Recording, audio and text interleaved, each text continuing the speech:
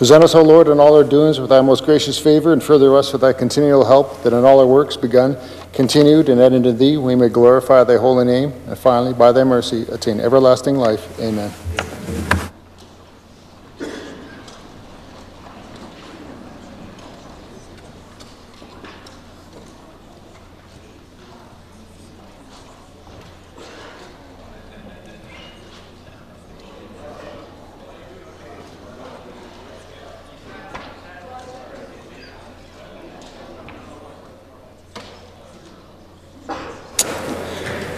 Introduction of guests.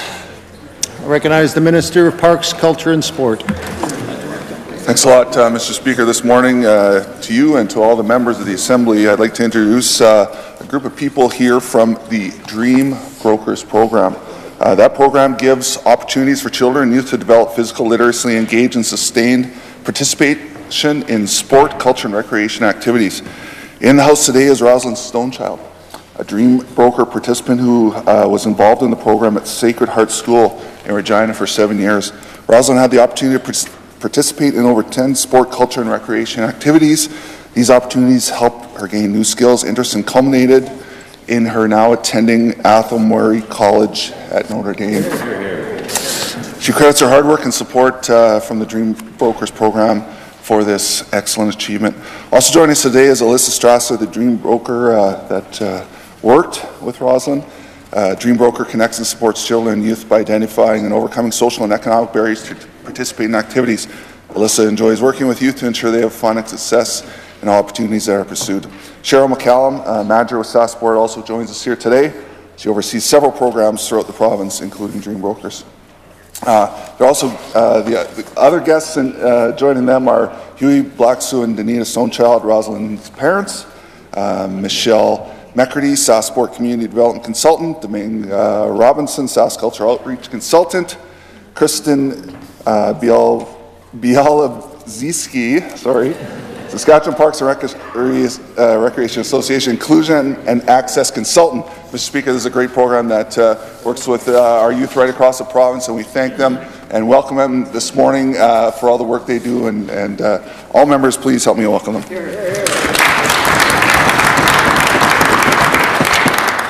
And while I'm on my feet, Mr. Speaker, in the West Gallery, once again from FW Johnson Collegiate, is a group of students accompanied by Mr. Scott McKillop again, and Ted Hastings is also helping out this morning. There are 28 of them, grade 12 students, and look forward to having a chat with them after routine proceedings today. So again, another group, if we could all welcome them this morning. Recognize a member for Saskatoon Centre. Thank you very much, Mr. Speaker. On behalf of the opposition, I'd like to join the Minister in welcoming the folks here and from Dream Brokers. That's a wonderful thing. And the folks from SAS Sport and Culture, Parks and Recreation. I think I got that kind of right. But we appreciate that you're all coming here early on Thursday morning, and it's a great thing. And congratulations on heading off to Athol Murray. It's a wonderful school. So we'd like to welcome you to your legislature. Thanks so much for being with us this morning. Yeah.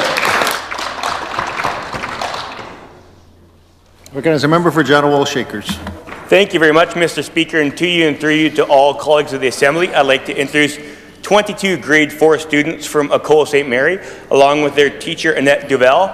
Joining them as parent chaperones are Lorraine Young, Chantel Lemon, Trevor Fisher, and Jennifer Morin. Just give us a wave. Thank you very much for coming out. That's our fourth group from Regina Shakers this week. And Mr. Speaker, I'm glad to have a conversation with them after. I think Jennifer is going to have an easier day. She usually has a harder task, I think, trying to keep the member from Regina Rosemont on task and on schedule. So welcome them to their Legislative Assembly, Mr. Speaker. As a member for Saskatoon Nutana. Thanks very much, Mr. Speaker. I would like to send a special thanks to the Dream Broker program. They have supported 2 programs that I'm involved with in the fiddle community. It's a joint collaboration with St. Michael's Community School in Saskatoon, and we have received grants from them to help support the young fiddlers that are taking fiddle at St. Michael's Community School, and through joint efforts with my fiddle organization, Fiddly Nest, we've been able to host them through 2 separate programs. So it's a special thanks and a welcome to your Legislative Assembly. Recognize the member for Regina Elphinstone Centre. Thank you very much, Mr. Speaker. I'd like to join with members in welcoming Hugh Blackstew, Danita Stonechild, and Rosalind here to their legislature, and certainly part of the Dream Brokers program, a great thing, but it's a wonderful thing to see this daughter of our home community, North Central, doing so well. And it makes a lot of sense, Mr. Speaker, because certainly Hugh Blackstew and Danita Stonechild are very proud parents, very active members in our community, and I think Danita probably even knew the way to the gallery, having once upon a time worked in this building for then member for Saskatoon Greystone, Linda Haverstock, Mr. Speaker. So she knows her way around the community and knows her way around the legislature as well, but it's good to see these very important members of my home community here today at their Legislative Assembly. Thank you, Mr. Speaker. I recognize the member for Athabasca. Thank you very much, Mr. Speaker. I too want to join the chorus of MLAs in recognizing the great achievement of the participants of the Dream Brokers program, in particular Rosalind Stonechild. As we all know, that it's, the challenge within the Indigenous community is great, in the sense of many of our young people have the pressures of trying to resist the challenges of life. And when you see parents do so well through raising a very accomplished child, and it's important that we all stand to recognize that, and especially in the Indigenous community. We have such beautiful, strong and gifted children, and when parents recognize that early, we can see the effort of that recognition when we have successful young people emerging from our Indigenous community. And there are many more to come, Mr. Speaker, but I want to share in my own Cree language, Nistam tinegwesimiyuhtinga pitaksiniikanos, mahmissin kwakamimok. And Cree means keep on going, keep the fight going, and never give up, and congratulations. There you go, sir.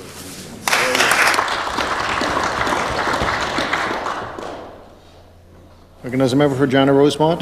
Thank you, Mr. Speaker. I'd like to join with the member opposite to welcome the students from Ecole St. Mary that are here today, but I want to give a special shout out to my good buddy Jackson Morin that's here today. Jackson, he's a YouTube sensation. He's an all-round good kid. He's one of the very fastest skaters out there at the Rosemont Outdoor Hockey League, one of the most prolific goal scorers. I know this winter I feathered a few nice ones onto his tape, Mr. Speaker, and he always finished. A much better hockey player than his dad, Mr. Speaker, much better hockey player than his dad. And it's also a pleasure to welcome Jennifer Morin to her assembly. Jennifer is the constituency assistant within Regina Rosemont. She's incredibly patient, both, of course, being married to Trevor and working with me, Mr. Speaker, and she's really effective, hardworking to make sure we get results for those that are seeking support. I ask all members to welcome my good buddy Jackson and Jennifer to their assembly here today. Presenting petitions. Recognize the member for Martensville. Thank you, Mr. Speaker. Didn't mean to shock you with my jumping to my feet, but here we go.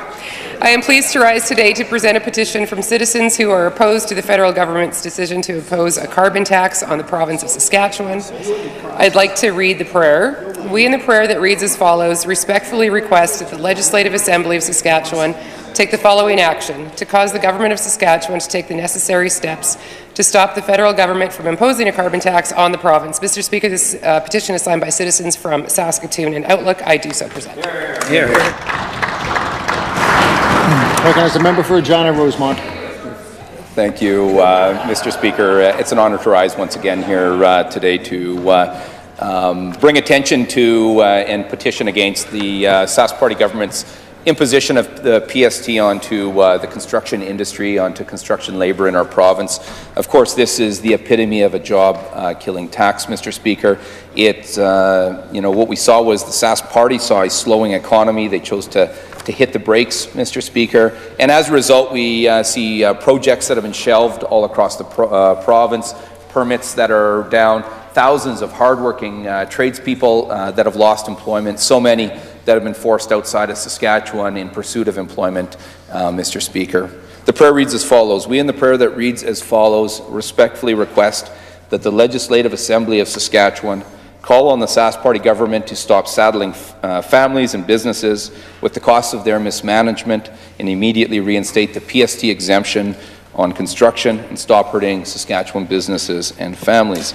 These petitions today are signed by concerned residents of Cutknife, Paradise Hill, and Lloydminster. I so submit. Recognize a member for Saskatoon-Newtown. Thank you, Mr. Speaker. I'm rising today to present a petition on inconsistencies about the major deficiencies and minor deficiencies in the Regina Bypass project.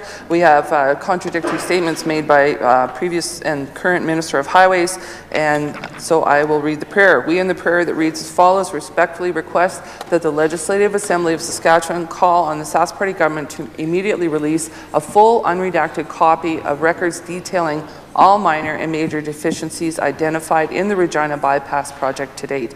And the folks signing this petition today are from Moose Jaw and Regina. I so submit. Recognize the member for Saskatoon Centre.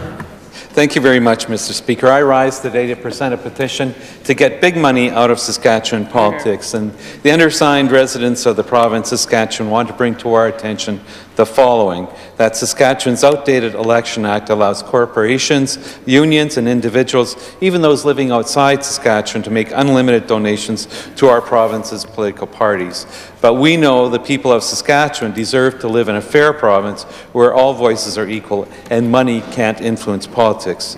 But, Mr. Speaker, over the past 10 years, the Sask Party has received $12.61 million in corporate donations, and of that, $2.87 million came from companies outside Saskatchewan. Mr. Speaker, simply, Saskatchewan politics should belong to Saskatchewan people.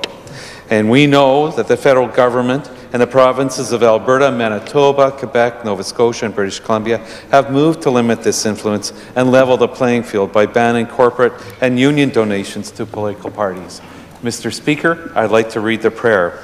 We in the prayer that reads as follows respectfully request that the Legislative Assembly of Saskatchewan call on the Sask Party government to overhaul Saskatchewan campaign finance laws, to end out-of-province donations, to put a ban on donations from corporations and unions, and to put a donation limit on individual donations.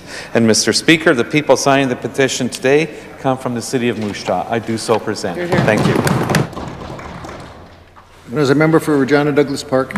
Thank you, Mr. Speaker. I rise today yet again to present another petition calling for critical workplace supports for survivors of domestic violence. Mr. Speaker, the individuals signing this petition wish to bring to our attention the following. Saskatchewan has the highest rates of domestic violence amongst all the provinces in Canada, and employers should take every reasonable precaution in the workplace to protect workers who are survivors of domestic violence. And 5 days paid leave and up to 17 weeks of unpaid leave should be made available to workers who are survivors of domestic violence. Mr. Speaker, this is what we call for in our private member's bill, which seeks to provide 5 days paid leave. There are many other provinces in the country which have some form of paid leave available. That includes Manitoba, Ontario, Quebec, Newfoundland and Labrador, PEI, and New Brunswick. Mr. Speaker, it's time for the Sask Party to do the right thing and to pass this legislation. I'd like to read the prayer. We in the prayer that reads as follows respectfully request the Legislative Assembly of Saskatchewan call upon the Sask Party government to pass legislation to ensure critical supports in the workplace, including reasonable accommodation and paid and unpaid leave for survivors of domestic violence. Mr. Speaker, the individuals signing this petition today come from Weyburn and Pangman. I do so present.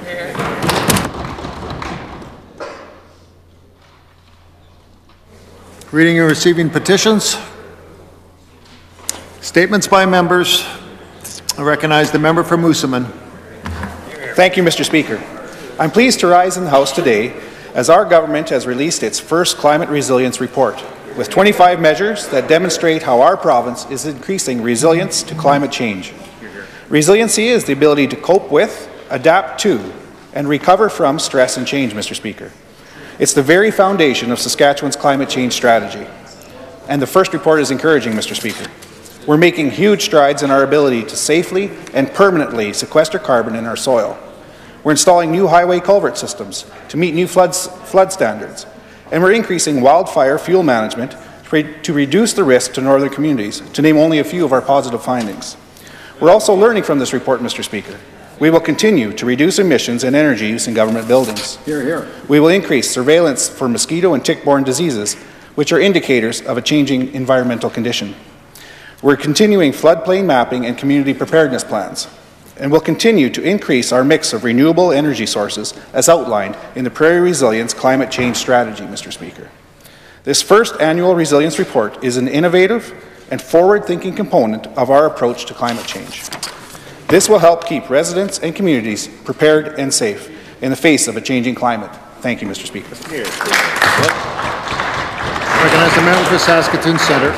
Thank you, Mr. Speaker. Mr. Speaker, I rise today to mark the retirement of Lauren Calvert, former Premier of Saskatchewan, as Principal of St. Andrews College at the University of Saskatchewan. I was pleased to attend the St. Andrews College retirement roast of Lauren last night, along with our leader and the member from Regina Northeast. While Lauren really needs no introduction, his roasters, including Paul Martin, Dale Botting, the Waltons, Norris Saunders, Pat Atkinson, Glenn Hagel, and even a few words from Murray Mandrick, ensured that we understood in a delightful way the more complex side of our former Premier. While Lauren started out in the United Church, found his way into this legislature, and then back for 9 years at St. Andrews, he never lost his common way about him. One of the many common themes was Lauren's penchant for old school buses, often used for family vacations, with seemingly regularly recurring breakdowns throughout Canada. It was noted that Lauren's wife Betty had the patience of a saint at these times, and well recorded by her many photographs of Lauren busy under the hood. The other theme, and one I've observed, is Lauren's deep love for this province. He's a true friend and fan of Saskatchewan. His practical conviction that social progress cannot exist without economic progress is a notion he lived his working life by, and one we can all embrace. Mr. Speaker, I ask all members to join me in wishing Lauren the very best in his future endeavours. May he fully enjoy his well-deserved retirement. Thank you. I recognize the member for Melville Saltcoats. Thank you, Mr. Speaker. On February 5th, Churchbridge Public School held their second annual Learn Ag Career Fair. This career fair is a specific event that targets students who are interested in agriculture and who may want to pursue a career in the field once they've graduated high school. The event was organized and run by the school's Learn Ag Committee, made up of two awesome staff members, Principal Amanda Cornega and Vice Principal Derek Serdachny, local farmers, parents, and students. Mr. Speaker, the fair was kicked off by Caitlin Sauser, a grade 12 student and representative of the Learn Ag Committee. She is also daughter of one of my key employees, Sheldon Sauser, who was an integral part of our seed business. Caitlin explained the importance of agriculture and her own personal ties to the industry.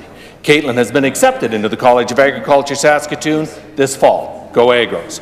This year, students from McDonald School in Stockholm, Yorkdale School in Yorkton, and the Langeberg Central Schools attended this career fair. Mr. Speaker, in total 150 students participated in 8 panel discussions about agriculture and the evolution of the industry throughout the years. Thank you to the following companies for sponsoring and participating in the panel discussions: Sask Apprenticeship and Trades, Wendell Honey Farms, Saskatchewan Crop Insurance, Sharp Soil Services, Mosaic, Wellness Pharmacy, and Bridgeview Manufacturing, Harushka Farms. Thank you to the Churchbridge Public School students and officials in organizing another successful Ag Career Fair. Hear, hear. As a member for Saskatoon Newtana. Mr. Speaker, it's my great pleasure to rise today to recognize Tartan Day, which was celebrated in Saskatchewan last Saturday. On April 6, 1320, at Arbroath Abbey in the county of Angus, Scotland, the nobles, barons and freeholders, together with the whole community of the realm of Scotland, pronounced the Scottish Declaration of Independence. This became known as the Declaration of Arbroath, proclaimed under the kingship of Robert the Bruce. The tartan of the Highland clans was banned in 1746 and throughout the infamous Highland clearances. By the time it was repealed in 1782, thousands of Scots had emigrated to Canada to start a new life, bringing their clans' tartans with them. Saskatchewan chose to honour its Scottish settlers by enacting the Tartan Day Act in 1992. And the official tartan of Saskatchewan was designed in 1961 by Lillian Michaelis Bastido. It has 7 colours. The predominant gold represents the golden ripe prairie wheat, brown for the summer fallow, green for the forests, red for our provincial flower, the western prairie lily, yellow for the canola flower and the sunflower, white for the snow, and black for oil and coal. To my colleagues, I ask them to remember this phrase from the Declaration of Arbroath: "For we fight not for glory, nor riches, nor honours, but for freedom alone, which no good man gives up except with his life." The freedom we enjoy today came at great cost, including so many of Scottish heritage who gave their lives as Canadian soldiers. Thank you, Mr. Speaker. Recognize the member for Cypress Hills. Thank you, Mr. Speaker. Today I rise in my place to congratulate Shaughnavan's own, the Hunter brothers, on their first #1 on the country radio. Their new single, Lost, is now one of the top 5 selling Canadian country singles and the top 4 streamed country single. It has streamed over 2.5 million times to date and has been the top 10 of the Canadian radio for over 5 weeks. Mr. Speaker, Luke, JJ, Ty, Brock, and Dusty Hunter have deep roots in Saskatchewan and come from a very musical family. 4 of the 5 brothers also had very successful hockey careers. When that was finished and they returned to their family farm and made the decision to take on music as their next adventure, most of their music is inspired by what it was like growing up in Shaughnavan and area and how it shaped them as men. Their previous hit, Born and Raised, serves as one of an anthem for everyone who grew up in Saskatchewan, as in celebrating the importance of a family, agriculture, and the sense of pride earning while living in small town. Mr. Speaker, I now ask the members to join me in congratulating the Hunter brothers on their growing success. Recognize the member for Lloydminster. Thank you, Mr. Speaker. Today I rise to highlight 3 very important community groups from Lloydminster. The 100 Men of Lloydminster is a group of men who come together for 4 times a year to hear from local non-profits in a Dragon's Den-style pitch. Each member comes prepared with a blank $100 check, and at the end of each presentation, the members vote on which of the 2 causes are nearest and dearest to their heart. And the group with the majority of votes walks away with a major donation. To date, they have helped raise $100,820 towards non-profits in Lloydminster. Mr. Speaker, similar to this group is the 100+ Women Who Care and the 100 Youth Who Care groups.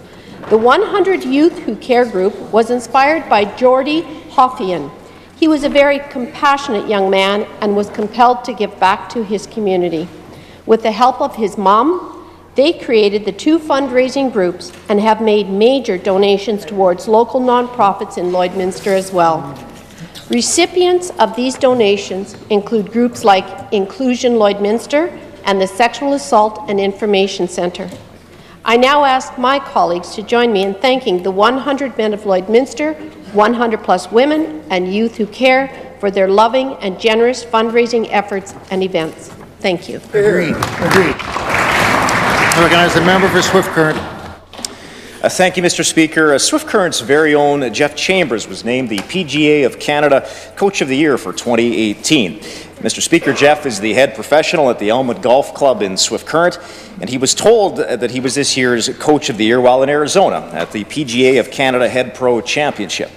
The National Coach of the Year Award is a very prestigious recognition, Mr. Speaker. Some of the past winners include Alberta's Paul Horton, Team Canada Men's National Coach Derek Ingram, and Golf Canada's Tristan Mullally. Mr. Speaker, I feel as though I don't have enough time to properly talk about Jeff and all of the accolades that he's collected throughout his career, but if you take a look at it, Jeff has won 6 different PGA of Saskatchewan awards, a combined 13 times. He's also received past honors like the Player of the Year in 2011, Professional of the Year in 2012, and the Teacher of the Year in 2017. By the way, Chambers also runs a junior golf academy for young promising golfers, which has seen its numbers grow from 60 kids per year to a remarkable 340 kids each year. Chambers won an award for that program as well. Mr. Speaker, of the awards, Jeff Chambers said, "Every award I've got, I've said, just push hard, go out, do this, and great things can come out of Saskatchewan. There's always a feeling the only things happen in BC or Ontario just because of size, and I've always said Saskatchewan is on the map, and we can do great things." What a great message from Jeff Chambers. Mr. Speaker, I'd like to congratulate Jeff on being recognized as this year's PGA of Canada Coach of the Year for 2018.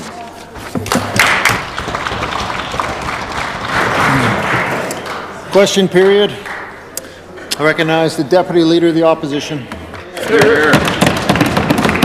Mr. Speaker, this budget simply failed to deliver when it comes to education.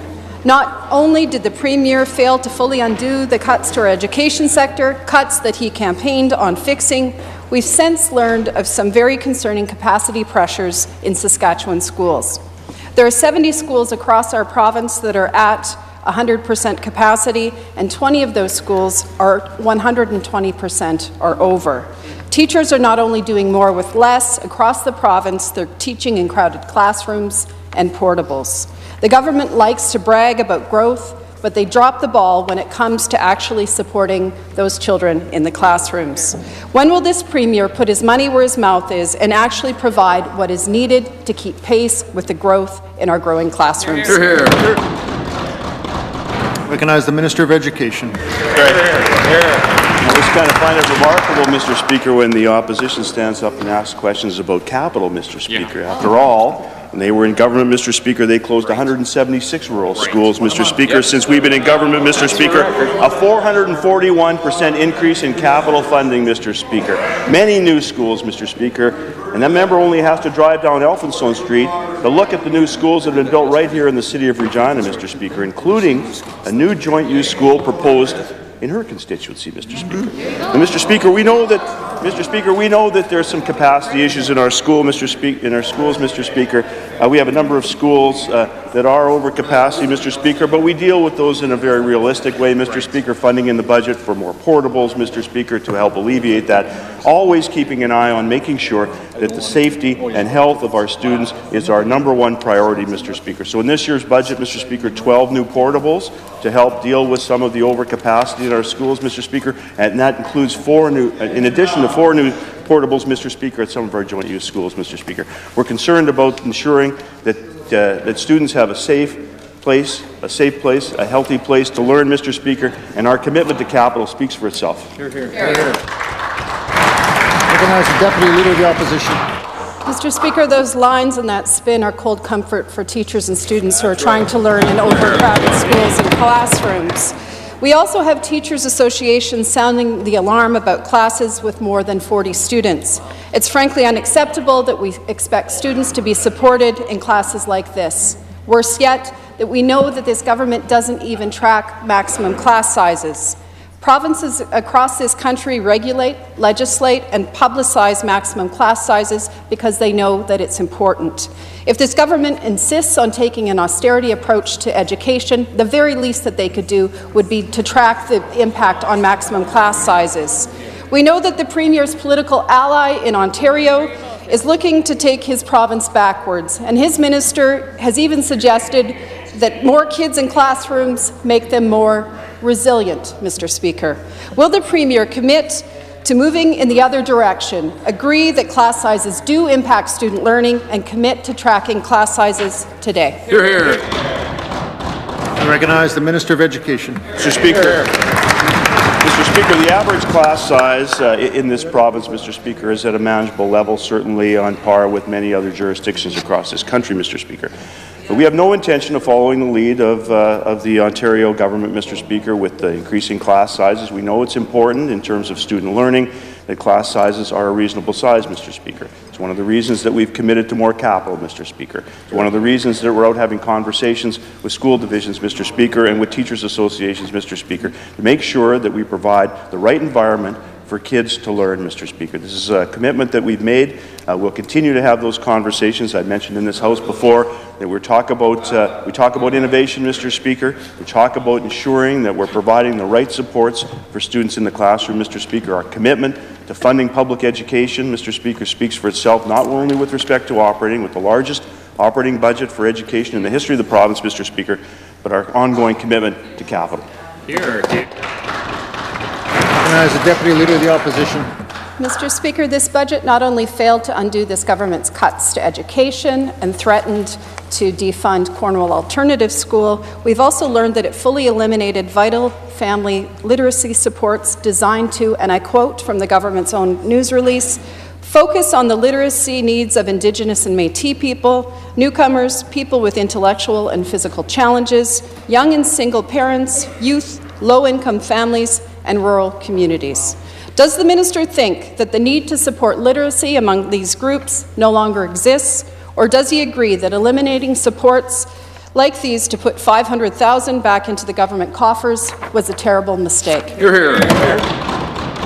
Recognize the Minister of Education. Well, Mr. Speaker, we understand the importance of family literacy, Mr. Speaker, in all sectors of our economy, Mr. Speaker. We have family literacy initiative programs, which we fund, Mr. Speaker. Some are literacy camps, Mr. Speaker. First Nations literacy camps, Mr. Speaker. And we've seen a reading level increase over the last number of years of 10%, Mr. Speaker. So our commitment to literacy is clear, Mr. Speaker. We did have a grant, Mr. Speaker, which we eliminated in this year's budget, a grant which was costing about over 20%, Mr. Speaker, to administer, Mr. Speaker. We're looking at seeing how that can be more effective in terms of retooling that program, Mr. Speaker, as we move forward with our sector engagement, our strategic plan around libraries, Mr. Speaker. Those were one-year funding arrangements, Mr. Speaker. If there was a successful program that was coming out of that, Mr. Speaker, there was no way to fund it for a second year, Mr. Speaker. We think we can do better, and as we move forward with our conversations around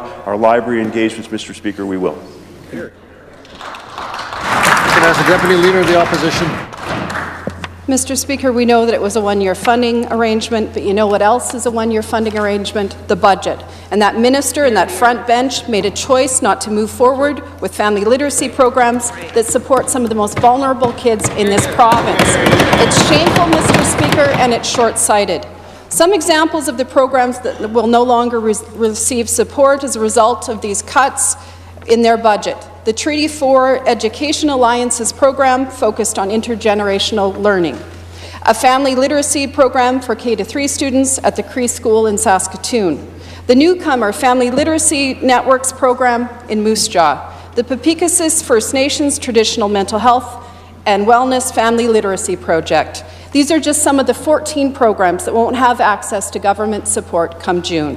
Over 40% of students entering kindergarten in this province do not have the skills that make them fully ready to learn. We need more targeted supports, not fewer. Will the minister do the right thing, reinstate this program for the coming year? Hear, hear. Recognize the Minister of Education. Mr. Speaker, it's important to remember that the cost to administer this program was 20%, Mr. Speaker. It's a significant amount of money, Mr. Speaker. The other problem with the program, Mr. Speaker, is there was no outcomes. We couldn't track the outcomes that were coming from these programs, Mr. Speaker, and I think that we can do better. So, Mr. Speaker, as we move forward with our sector engagement with respect to our library sector engagement, Mr. Speaker, we will look to ensure that we can continue to enhance family literacy programs, Mr. Speaker. We've demonstrated, I think, with the numbers which I've already quoted in the House, our success in terms of ensuring that children are ready for kindergarten, Mr. Speaker, ready for grade 1 to meet those grade 3 learning requirements, Mr. Speaker. In reading, we've seen a steady increase in those numbers, Mr. Speaker. But it seems to me, Mr. Speaker, that if you're going to have a program and you're going to fund it as a government, Mr. Speaker, it not only needs to have outcomes, Mr. Speaker, but you need to be able to perpetuate the successful programs that are being funded by the government, Mr. Speaker, and that's precisely what we're going to do. Hear, hear. Recognize the Deputy Leader of the Opposition.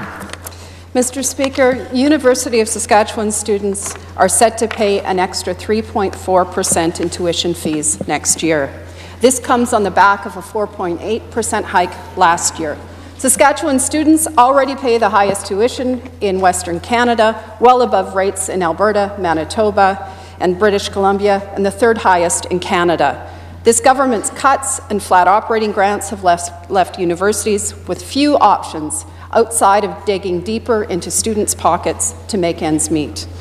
When will this government recognize that investing in students is an investment in the economy? Hear, hear. I recognize the Minister of Advanced Education.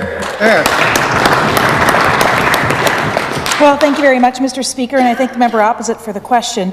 You know, last time I had the opportunity to stand on my feet and respond to a question from the member opposite, she mentioned that our institutions are autonomous, and then she went on to say, and I quote, Mr. Speaker, that the Minister for Advanced Education likes to say that post-secondary institutions are autonomous, they make their own decisions about how they use their money, and she's right, at least partially, close the quote. Mr. Speaker, there's nothing partial about that. The Universities Act governs both of our institutions, and I expect that both of those institutions wouldn't want that to change anytime soon. In addition to the part about tuition, Mr. Speaker, we have very strong partners in the University of Saskatchewan. They made a decision on their tuition rates. They are still the medium of the U15 across the sector, Mr. Speaker, and they have the lowest student fees of the U15. They are very strong partners for us, and this government has invested heavily in student supports, Mr. Speaker, as well as operating for our post-secondary institutions. I recognize the Deputy Leader of the Opposition. Mr. Speaker, I'm not sure if the minister expects us to believe that the amount that this government provides to universities doesn't have an impact on the decisions that are made there. But I think that there are many who realize that differently. The minister repeats all of the lines about their commitment to post-secondary education, but the only line that really matters, Mr. Speaker, is the budget line, and that's been flat or falling over the last number of years. The minister knows that this budget fell short. In February, the University of Saskatchewan said that they were looking for $5 million in a bump to their operating grant, in part to mitigate the years of this government's back-to-back austerity budgets. Their hopes, of course, were not realized, and this government chose to squeeze the sector yet again. Does the minister understand that years of denying universities the funding that they need has serious consequences for students, the quality of education, and the sector as a whole? Recognize the Minister of Advanced Education. Well, thank you very much, Mr. Speaker. And again, I thank the member opposite for the question. You know, this government has funded our institutions very, very well. Over the last number of years, we've increased the operating funding to our institutions over the last decade, Mr. Speaker, by 53%. Over that same period of time, the enrollment has grown about 25%.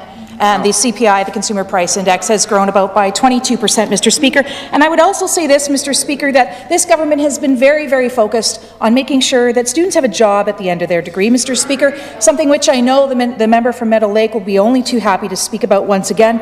In terms of our graduates, 90% of the graduates that we have, 9 in 10, Mr. Speaker, of our graduates stay in this province, Mr. Speaker. 2/3 of them are working in jobs related to their field of study, Mr. Speaker, and in part, that's because of the over 70,000 students that have taken advantage of the graduate retention program, Mr. Speaker, something which the Leader of the Opposition wanted to scrap, Mr. Speaker.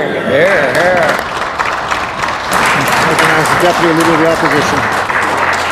Mr. Speaker, this government appears to be completely out of touch with how difficult students are finding it to make ends meet. For a start, it's tax time, and students and families are feeling the pinch of this government's elimination of the tuition and education tax credits. In addition, they can no longer access the Saskatchewan Advantage grant for education savings. And for those who are trying to work to pay their bills along with their classes, they are dealing with the absolute lowest minimum wage in Canada. How can the Sask Party honestly expect students to get ahead when they're making life more and more unaffordable at every turn? Recognize the Minister of Advanced Education. Mr. Speaker, I again say that our students are staying in this province. They're building their lives here. They're working here. They're building homes here. They are starting their families here, Mr. Speaker, and we're very, very proud on this side of the House about that. There's also been, Mr. Speaker, a 262% increase in student support since this government took office, Mr. Speaker. We've provided over $1.1 billion in student supports, Mr. Speaker. And of course, again, the GRP is the only one in its kind. And let's look at, Mr. Speaker, what is happening with our First Nations and Métis students as a result of the $17 million in targeted funding that we provide to our Indigenous institutions every year, Mr. Speaker. More of them are enrolling. More of them are attaining a credential, Mr. Speaker, and more of them are also receiving employment upon graduation, Mr. Speaker. We're very, very proud of that record on this side of the House. Recognize the member for Saskatoon Fairview. Mr. Speaker, last night we learned that the Minister of Rural and Remote Health, whose job it is to ensure that women in rural and remote communities can access abortions and other medical procedures, spoke at an anti-choice convention last week. The minister encouraged them to continue their, quote, battle. And he told the anti-choice gathering, quote, "I'll continue to do what I can in my professional capacity," end quote. Exactly what is the minister planning to do in his professional capacity in the battle against women's reproductive rights in Saskatchewan? I recognize the Premier.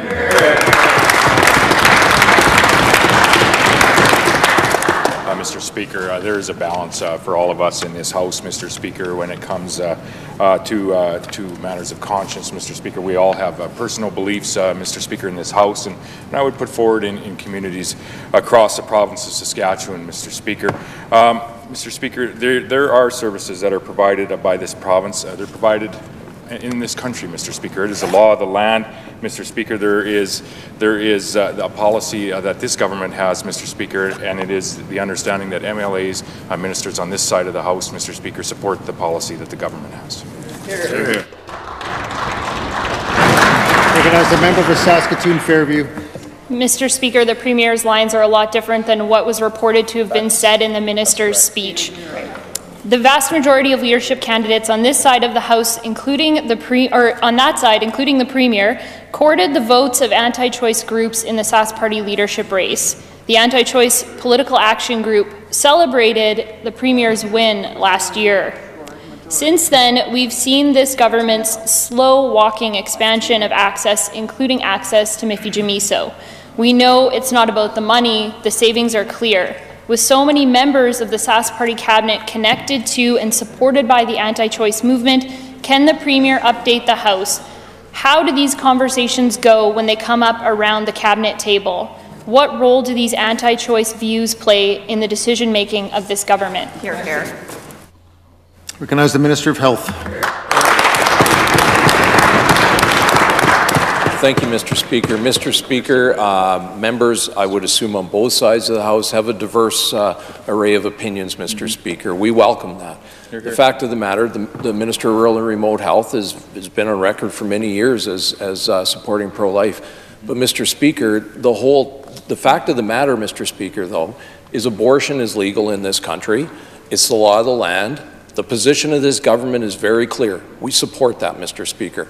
As far as accessibility, the member opposite talks about Mifegymiso. She's simply inaccurate, Mr. Speaker. It is accessible. It's treated as any other drug that's on the formulary in this province. When the medical students came and I met with them, I assured them that we would, so it's about dollars then, is it? Is that what it is? Mr. Speaker, it's access, Mr. Speaker. Order, please. Order, please. Director comments through the chair. Recognize the Minister. Mr. Speaker, it is accessible in this province. A woman can go to a doctor, get a prescription. This is a public policy discussion right now, Mr. Speaker. The only question that's up in the air is who pays for it. Mr. Speaker, the medical students made a very compelling case. I promised them we would review it, and Mr. Speaker, we are. Recognize the member for Saskatoon Fairview. Thank you, Mr. Speaker. Just because it's in the pharmacy doesn't mean women have access to this prescription, Mr. Speaker. I'll ask the Minister of Rural and Remote Health again about his quote, "I'll continue to do what I can in my professional capacity." What exactly is the Minister planning to do in his professional capacity? I recognize the Minister of Health. Mr. Speaker, again, the member opposite is inaccurate in her assessment on the accessibility. Mr. Speaker, it's available. A woman can go to any doctor in this province and get a prescription for it. Mr. Speaker, as far as the dollars, I said that we would review it. We certainly are. And Mr. Speaker, what the members opposite are not either not understanding or choose to not understand, Mr. Speaker, the most vulnerable are protected through a number of health services, Mr. Speaker. And also, Mr. Speaker, if they don't qualify under that, there is an emergency accessibility program that they can access, Mr. Speaker. The person merely needs to go to their doctor, like with any pharmaceutical on the formulary, and they can gain access to Mifegymiso that way. Thank you, Mr. Speaker. As a member for Saskatoon Fairview. Mr. Speaker, there does remain a significant barrier to access in terms of cost. I think that case has been made quite clear. I will ask the Minister of Rural and Remote Health one more time. He was quoted as saying, "I'll continue to do what I can in my professional capacity." to advancing the battle. Mr. Speaker, what is he referring to in this case? What exactly is the minister planning to do in his professional capacity in the battle against women's reproductive rights in Saskatchewan? Hear, hear. I recognize the Minister of Health. Mr. Speaker, the Minister of Rural and Remote Health has been held this file, I think, for about 4.5 years now, Mr. Speaker. I've worked with him very closely, going on 3 years. Mr. Speaker, I've never seen him let his personal beliefs get in the way of conducting himself appropriately in his performance as a minister. Mr. Speaker, again, I would ask the members opposite to be respectful of the fact there's a diverse array of opinions on both sides of this House on a number of issues, Mr. Speaker. But the position of this government is very clear. Abortion is legal in Canada, Mr. Speaker. We provide those services in this province. And back to the mifegammiso, Mr. Speaker, a drug that's relatively new in the country, Mr. Speaker. It's approved, it's in the formulary, and as far as who pays for it, Mr. Speaker, it's under review, as I had said. I recognize the member for Saskatoon Fairview. Mr. Speaker, since it looks like we've got the Minister of Health today, I have some questions for him as well. There are serious questions that Saskatchewan people are asking, and they're asking because they don't want to see us go backwards when it comes to reproductive rights in this province. In the article released last night, the Health Minister said he's somewhere in the middle when it comes to reproductive health. So my question to the Minister, how exactly does one find themselves in the middle of supporting reproductive rights or not? Hear, hear. As the Minister of Health.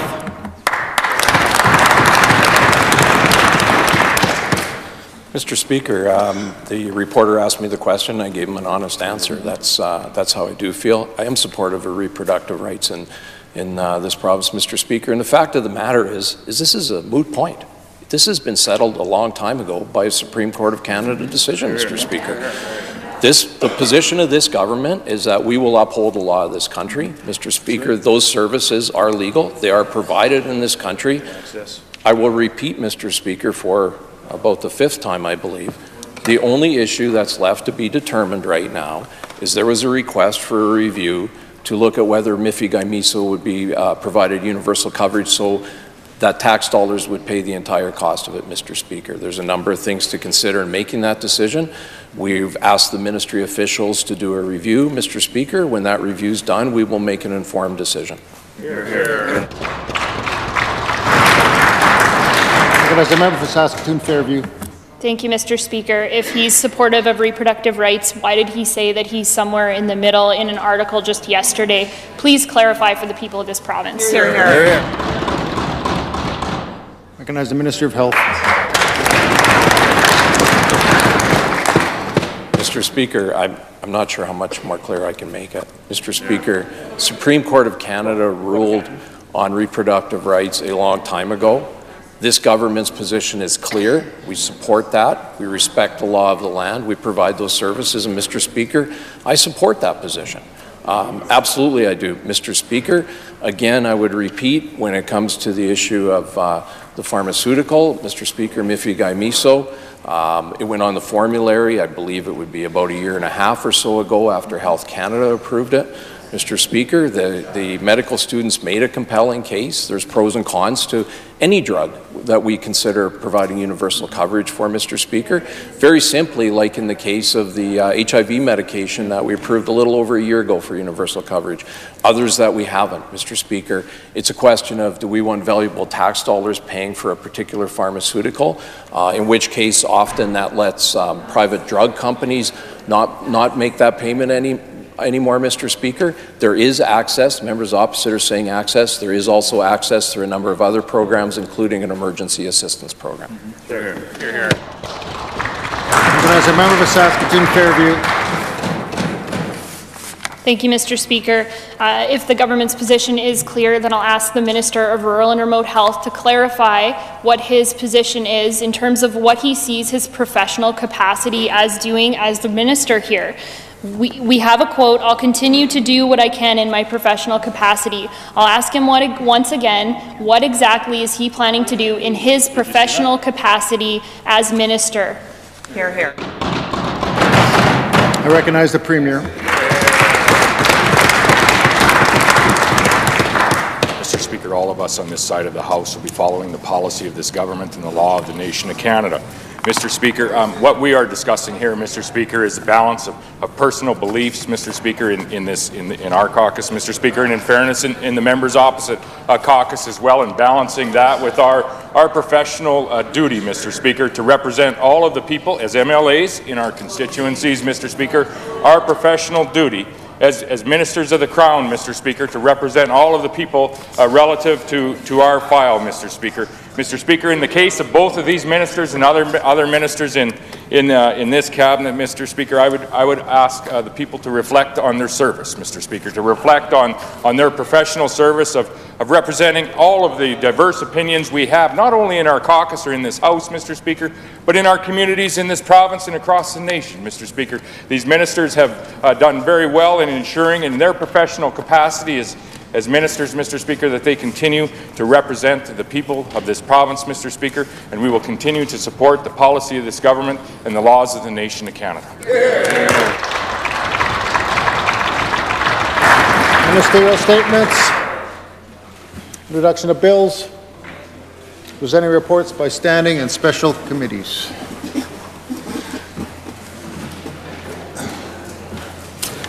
I recognize the Chair of the Standing Committee on the Economy. Mr. Speaker, I am instructed by the Standing Committee on the Economy to report Bill number 136, the Apprenticeship and Trade Certification Act 2018, without amendment.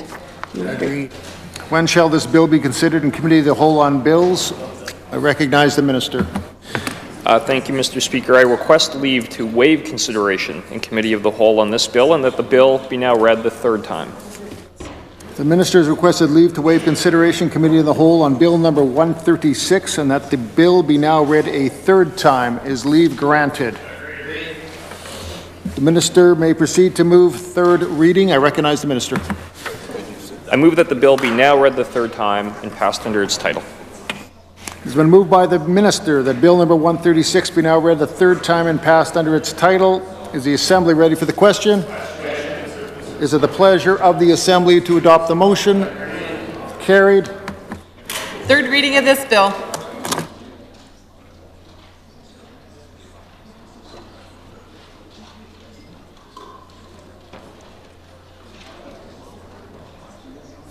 Orders of the day. Questions. Question number 75, asked by Ms. Mowat. I recognize the Government Whip. Thank you, Mr. Speaker. I wish to order the answer to question number 75. Ordered. Question 75. 75-minute debate. Mr. Belanger. I recognize the member for Athabasca. Thank you very much, Mr. Speaker. I'm very pleased to stand in my place today, and I thank the members of my caucus for allowing the opportunity to stand today and for giving me the opportunity to stand today as a member, as an Indigenous member of the Assembly, to speak about a very important issue. Mr. Speaker, as we know, Saskatchewan has had a lot of challenges over a number of years, and I want to especially thank my caucus colleagues for giving me the opportunity as a member of their caucus to get up and speak about specific issues that as it pertains to Indigenous people throughout Saskatchewan and of course throughout Canada. There are many issues that we could have brought forward, Mr. Speaker. This particular matter came forward as a priority with our caucus, and I want to again recognize their incredible and gracious support for giving me the forum and the floor today to speak about the United Nations Declaration on the Rights of Indigenous Peoples. Now, Mr. Speaker, the document itself is really a very well-written document, and it's a document that's not all that long, Mr. Speaker. I think there are 11 pages in total, and I have extra copies available. If any of the members of the SAS Party wish a copy of the declaration, I can certainly make it available to them. While I'm making it available to them, Mr. Speaker, I want to also point out to them that they must read it, and they must understand it with a good intent, with a good heart, and some really strong intelligence as it pertains to what the document is trying to do. Now, Mr. Speaker, in Canada, we enjoy a rich history as a nation of nations of all people in building this great country. We all know that the history and the effect of a treaty agreement signed by the people of, on behalf of the people of Canada and the First Nations people and the Inuit are some of the agreements that today many of the First Nations cling on to as an agreement that should be honored, Mr. Speaker. The Indigenous people gave up quite a bit, Mr. Speaker, if I can use that phrase, to be able to achieve peace and harmony within Canada. The Fathers of Confederation of Canada, as we built Canada, they negotiated these agreements with the First Nations people, Mr. Speaker. Today, there are a number of groups that wish to be recognized as Indigenous as well. The Métis continue struggling for that recognition. Many of the non-status Indian peoples throughout the land also struggle for that recognition.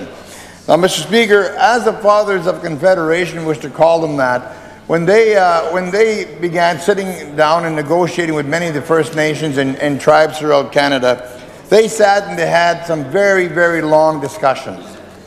And on behalf of Canadians, Mr. Speaker, the federal government signed these agreements where the First Nations would relinquish lands and they would relinquish a lot of assets that they enjoyed before in the name of building a great nation. So many times I hear throughout my travels, why should we be bound by agreements signed 150 years ago or 200 years ago? Because, Mr. Speaker, that was the basis and the genesis of creating Canada. And many of the First Nations leaders at the time done it in good faith. And, Mr. Speaker, the First Nations and Indigenous peoples of this land gave up a lot. They gave up a lot in the name of creating the country called Canada. And that's one of the reasons why you hear many First Nations, and you will see them on a continual basis assert their treaty rights, Mr. Speaker. Because in those rights, they were bound, the Canadian government was bound by a contract to these treaties. Now, many people decry First Nations treaty rights, Mr. Speaker. We hear it all the time. And now they are beginning to decry the Métis rights agenda as we begin to see some of the strength and some of the organization happening within the Métis Nation.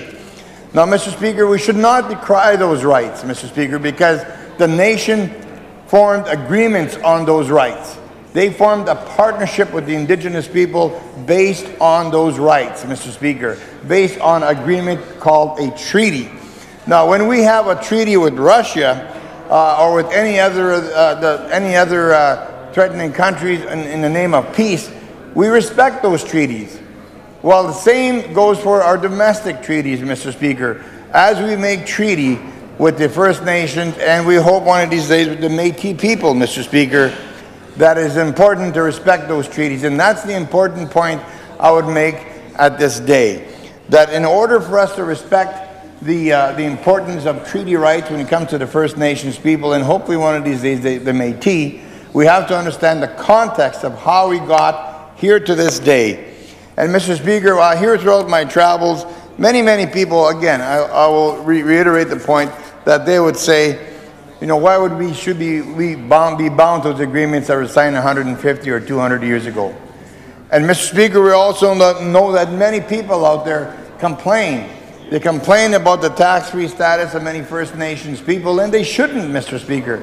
That was what they negotiated in good faith with the government of Canada. That is the basis of how Canada came into being. And let us not forget, Mr. Speaker, that we also had a war in which Canada was about to be annexed by the Americans, Mr. Speaker. And once again, we stood together, shoulder to shoulder, and we resisted that particular battle, and Canada remained intact, and Canada remains very definitive in its statement as a country over the many hundreds of years that we have collaborated between the First Nations, the Métis, and of course the new Canadians.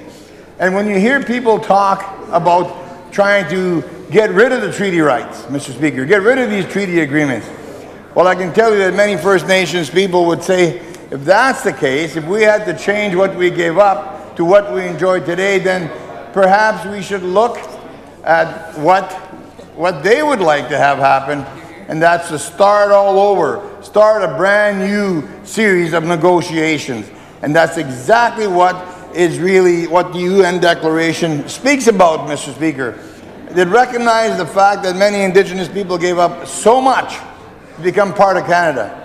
And yet these agreements, binding and as solid as they are, Mr. Speaker, they have been watered down and weakened over the years by attitudes such as that. And we need not be guided by the history of what was done, Mr. Speaker, but we should be guided by the formality and the technicality and the legality of these treaty rights and these treaty agreements designed and supported by the Government of Canada.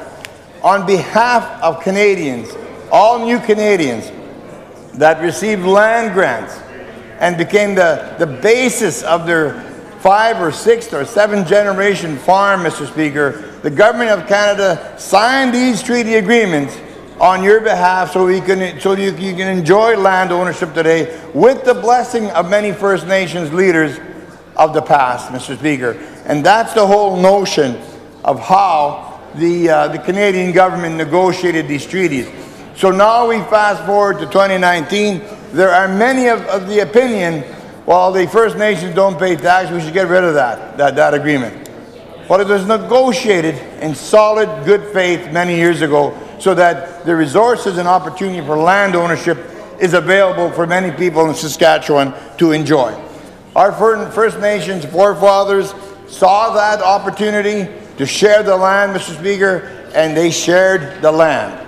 Now we should not go around and say, okay, now that we have the land, we then turn around now and take away every other right we negotiated through the treaty agreements. And people may not think that's important, Mr. Speaker, but many people have that opinion today, and I've heard many people say it as we visit some of the places. And I dare say, Mr. Speaker, in Saskatchewan, it's a great province with some great people, and those people expressing that negative opinion about treaty rights are in the minority. There are a very small group that persistently and consistently say that, and I give credit to the people of Saskatchewan for understanding what the treaty rights are all about and really respecting how Canada was established many, many years ago. Now, Mr. Speaker, I've only got a short bit of time on the UN Declaration. We spoke about the history. We spoke about the need to establish new tables and new opportunities to discuss where the Indigenous people would sit today as it pertains to the social and economic fabric of our country. It is a question of economic and social justice, Mr. Speaker. We've long maintained that.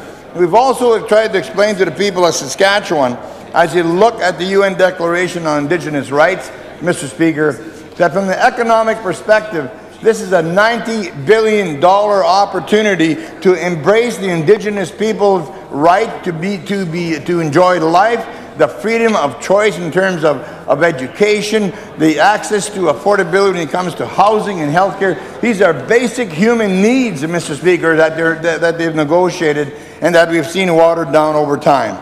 And I think when people talk about how we move forward, Mr. Speaker, it is very clear that we must be at the table as a federal government. The federal government must move forward to create a table where the Indigenous leaders, Mr. Speaker, and the provinces must be at those tables to negotiate what we think is a time for reflection of how the Indigenous people have fared thus far as a result of signing these agreements. And Mr. Speaker, you can see that there has been great sacrifice being paid by the Indigenous people through our history, and it continues unless we reassert ourselves to negotiating tables such as this.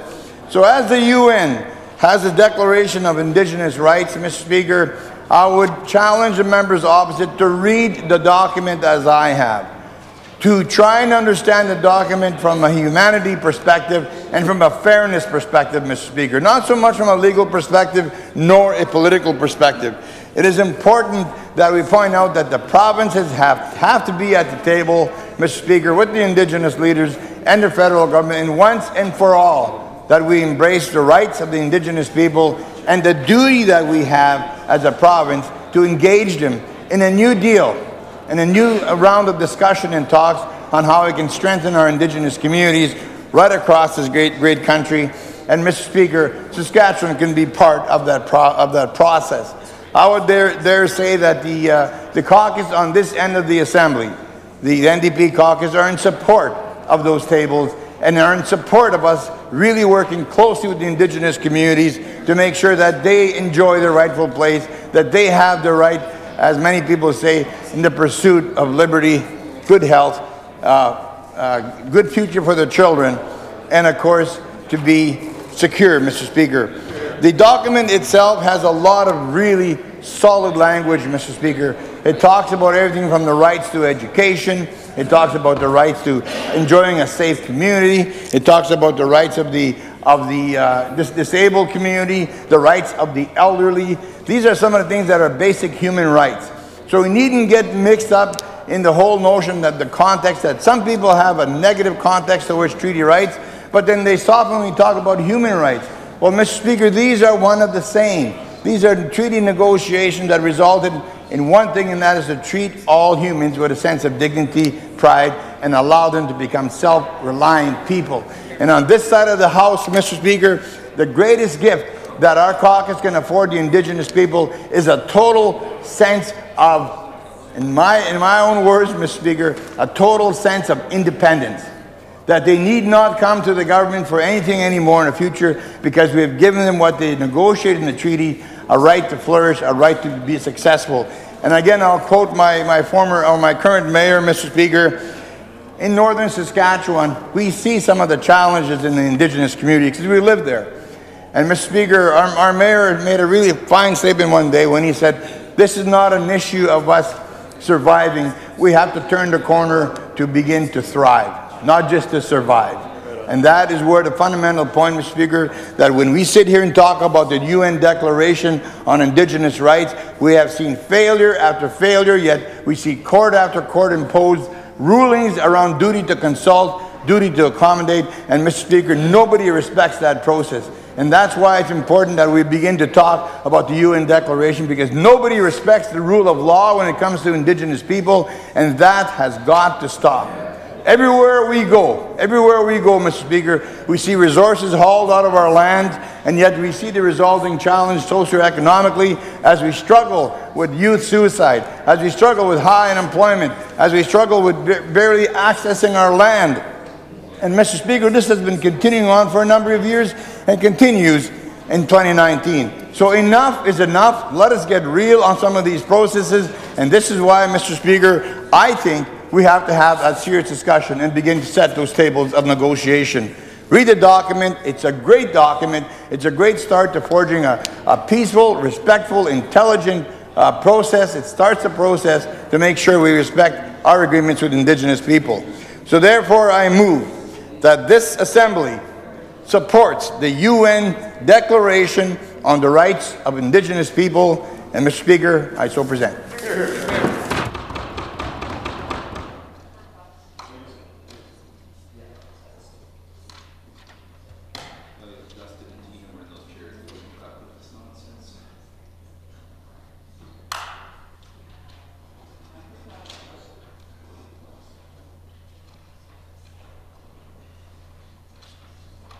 It has been moved by the member for Athabasca that this Assembly supports the United Nations Declaration on the Rights of Indigenous Peoples. The Assembly ready for the question? I recognize the member for Kelvington Woody now. Thank you, Mr. Speaker. It's an honor for me to rise today in the House today and join in on this very, very important debate. As for today's motion, it's important to note that the UN Declaration is not legally binding, and it is written for the international community. Because of that and its general nature, it does not take into account Canada's Constitution or Saskatchewan's unique history, including our treaties. Mr. Speaker, we respect that our relationship with First Nations and Métis people is governed by treaties. We recognize that this bond has created strong relationships between our Indigenous and non-Indigenous communities, and that more work can be done in providing opportunities for all. Mr. Speaker, we recognize the need for Indigenous communities to have every opportunity available, and that revenue sharing is a very important for municipalities to be sustainable. Mr. Speaker, back in 2007, the sharing breakdown for LaRange was only $642,000. In 2018-19, that number was increased by 157% to $1.6 million. In Creighton, there was an increase from $452,500 in 2007 to $1 million in 2018-19 fiscal year, which works out to be a 140% increase. In Air Ronge, their revenue sharing was only $322,500, but has increased by 186% to $932,000. Mr. Speaker, in the last 11 years in government, the NDP only provided the North with roughly $67 million in revenue sharing. In our last 11 years, we have provided the North with $182 million.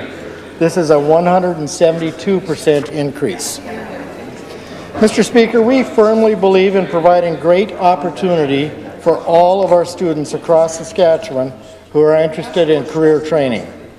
In the 2019-20 budget, funding was provided for both adult basic education and skills training allocation to the following institutions: $6.083 million for Northlands College, $3.2 million to Dumont Technical Institute, $4.351 million to SIIT, for a total of $13.643 million towards these institutions.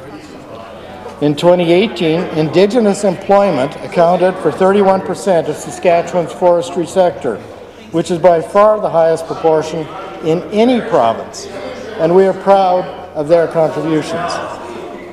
Of this 31%, 1,300 Indigenous people were directly employed in the forestry sector, and 1,600 Indigenous people held jobs in forestry-supported industries. 28% of Saskatchewan's timber harvest is allocated to Indigenous businesses as well, which is the highest proportion in any province in Canada.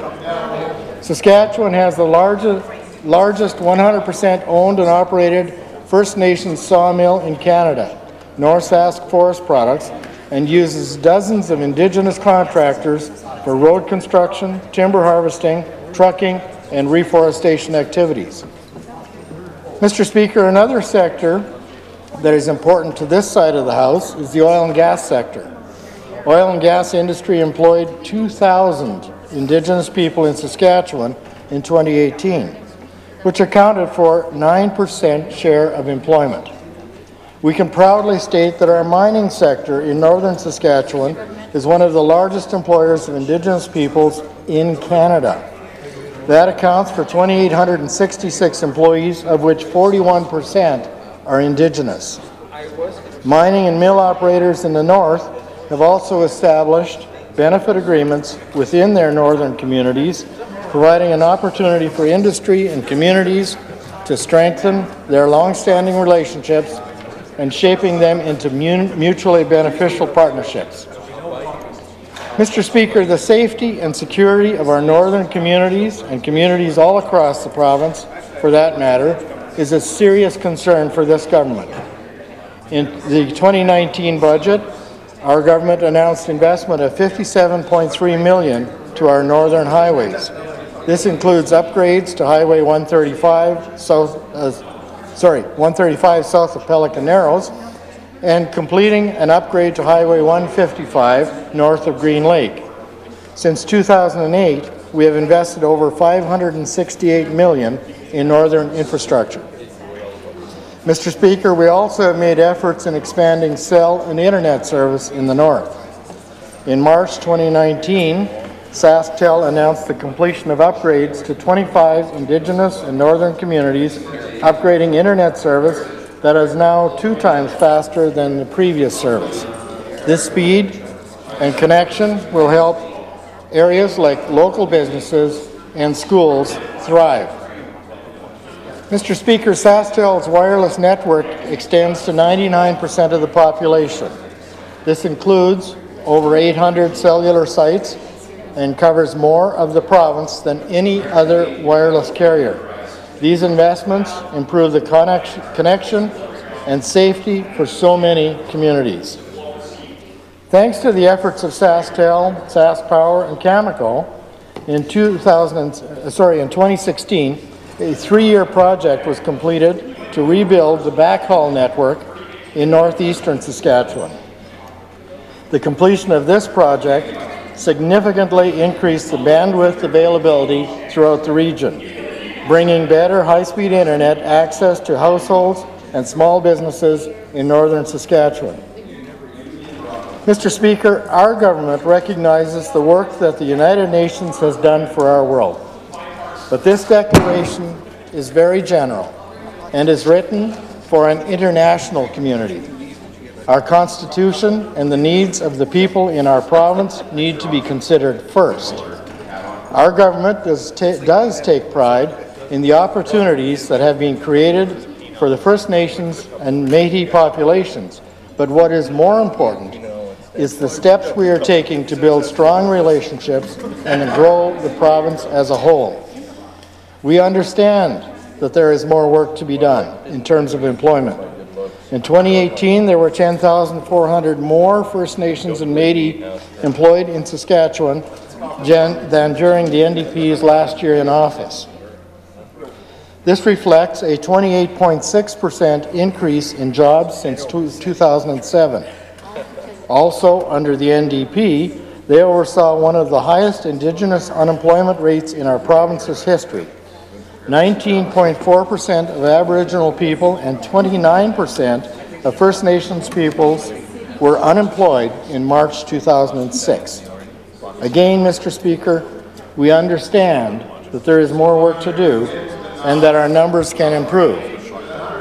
But our government is committed to building on the current opportunities we have created and supporting those communities. Mr. Speaker, we commend the work of the Truth and Reconciliation Commission and those survivors who courageously came forward to share their story.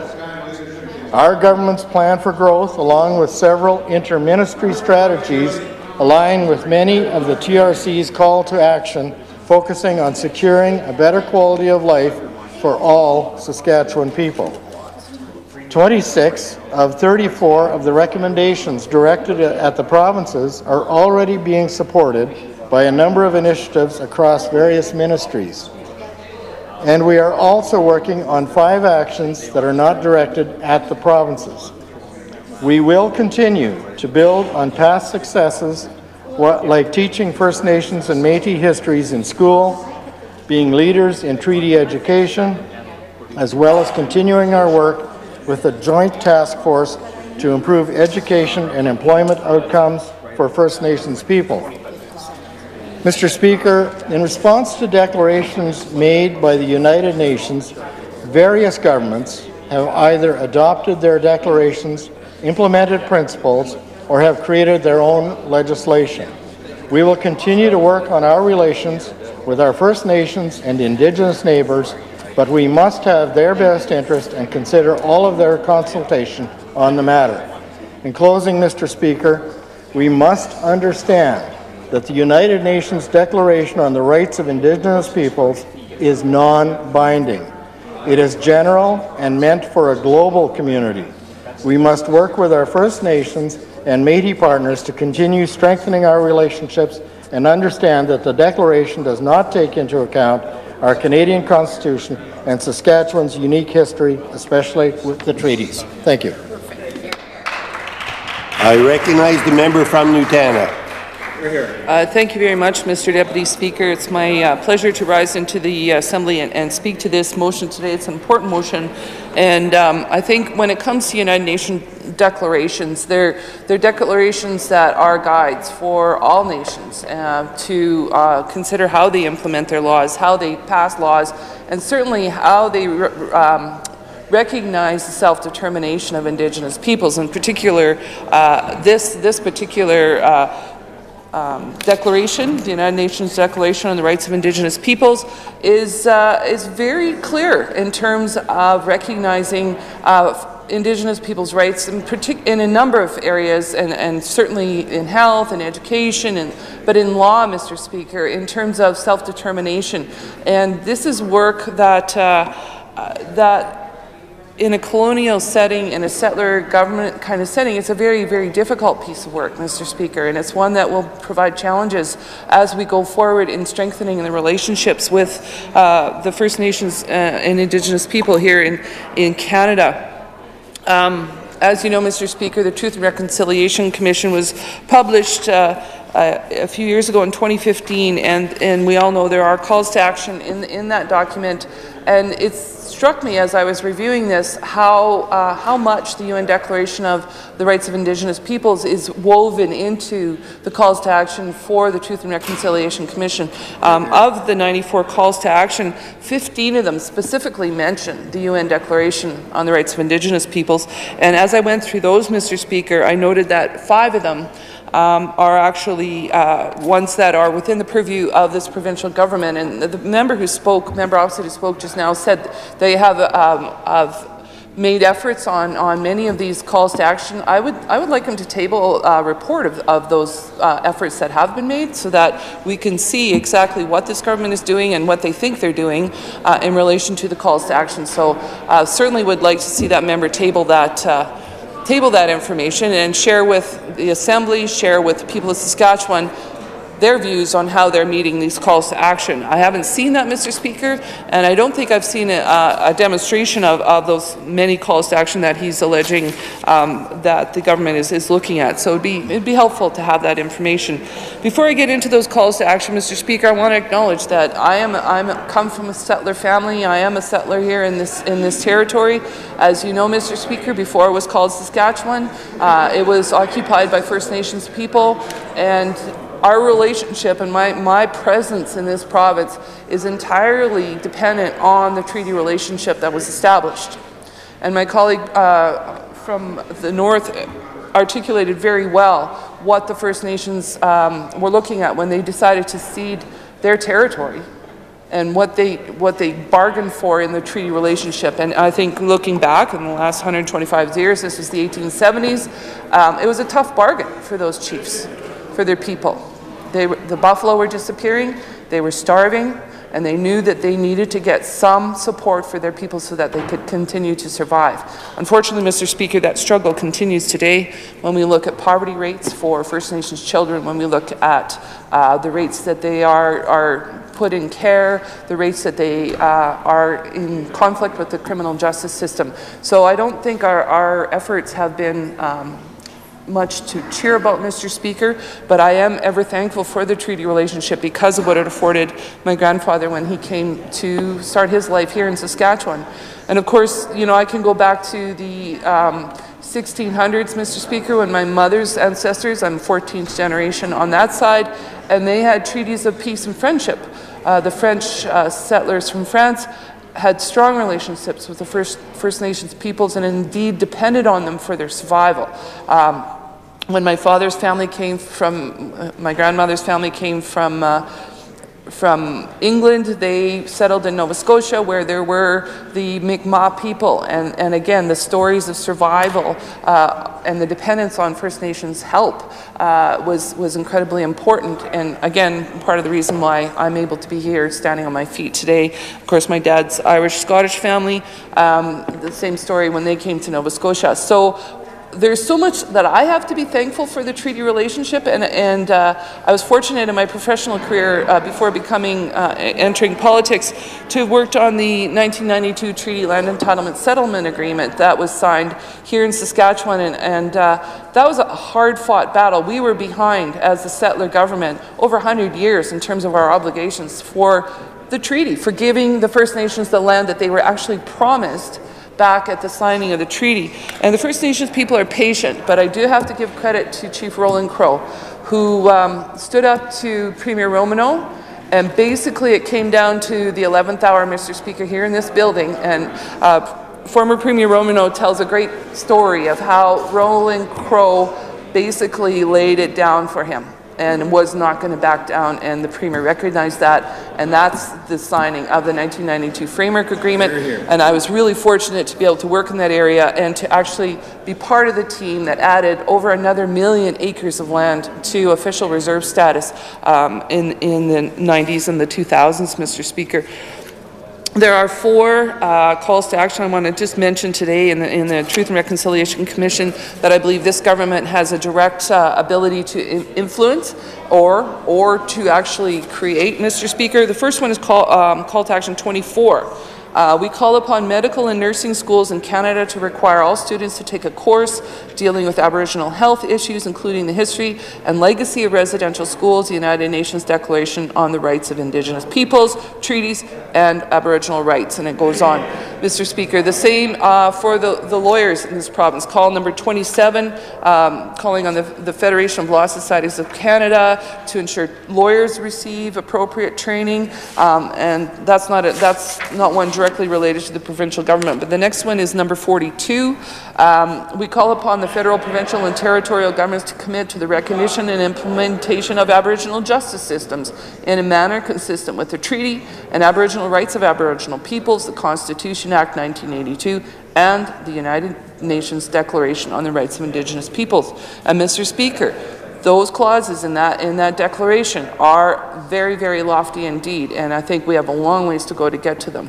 Obviously, number 43, I think, is the primary clause that touches the provincial government when it comes to this, and that's on reconciliation, and that's the whole point of this commission, Mr. Speaker. 43 reads, we call upon federal, provincial, territorial, and municipal governments to fully adopt and implement the United Nations Declaration on the Rights of Indigenous Peoples as the framework for reconciliation. So as it relates to reconciliation, when you look at the clauses in the declaration, there are many that push us towards better action, more honest action in terms of reconciling the relationship between settlers and newcomers. Of course, we're all newcomers as far as that goes, settlers and newcomers, and the Indigenous people here in Saskatchewan.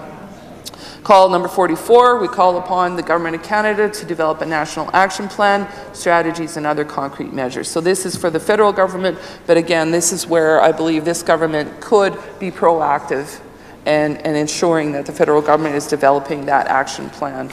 Another one that relates specifically to the province of Saskatchewan is again in training and development, and we have Minister responsible for career training. Call number 57. We call upon federal, provincial, territorial, and municipal governments to provide education to public servants on the history of Aboriginal peoples, including the history and legacy of residential schools, the United Nations Declaration on the Rights of Indigenous Peoples, treaties, Aboriginal rights, Indigenous law, and Aboriginal Crown relations. Now, I was in committee last night, Mr. Speaker, with SAS Builds, and they talk about the training that they're doing on procurement, that they have trained thousands of public servants on procurement.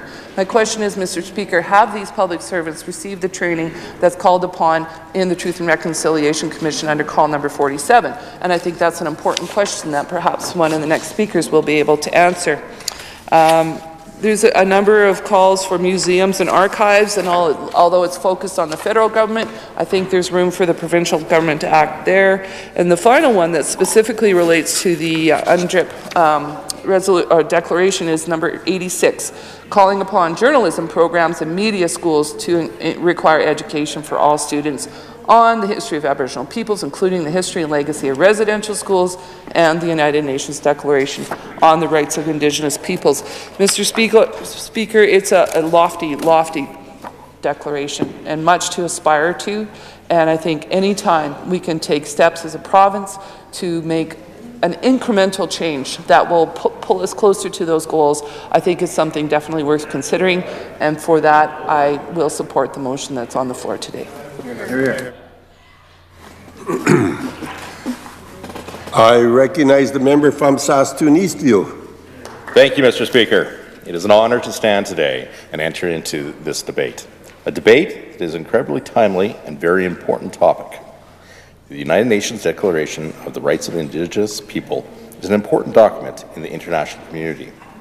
Our government recognizes the significance it has internationally, but in this House, our foremost concern is to continue working towards the growth of this province and expanded opportunities for First Nations and Métis communities. Our government has made it a priority to work with First Nations communities within our province. It is our duty as member of the Legislative Assembly and its representatives to do just that, represent and work with all people of Saskatchewan. It's no secret that our province and our country does not have the most respectful past in terms of Indigenous relations. We can all agree that the measures that were used in an attempt to remove the Indigenous culture are unacceptable. Our government is working towards reconciliation. In fact, this past January, our Premier stood in the rotunda and apologized to all victims of the 60s scoop. Though it can never make up for the years of suffering, it has allowed the creation of an ongoing dialogue to begin building a new foundation of trust and partnerships with First Nations people. In 2009, the Truth and Reconciliation Commission of Canada was established. It was created to provide former students of residential schools and anyone affected in the legacy of those schools with an opportunity to share their individual experiences in a safe, culturally appropriate manner.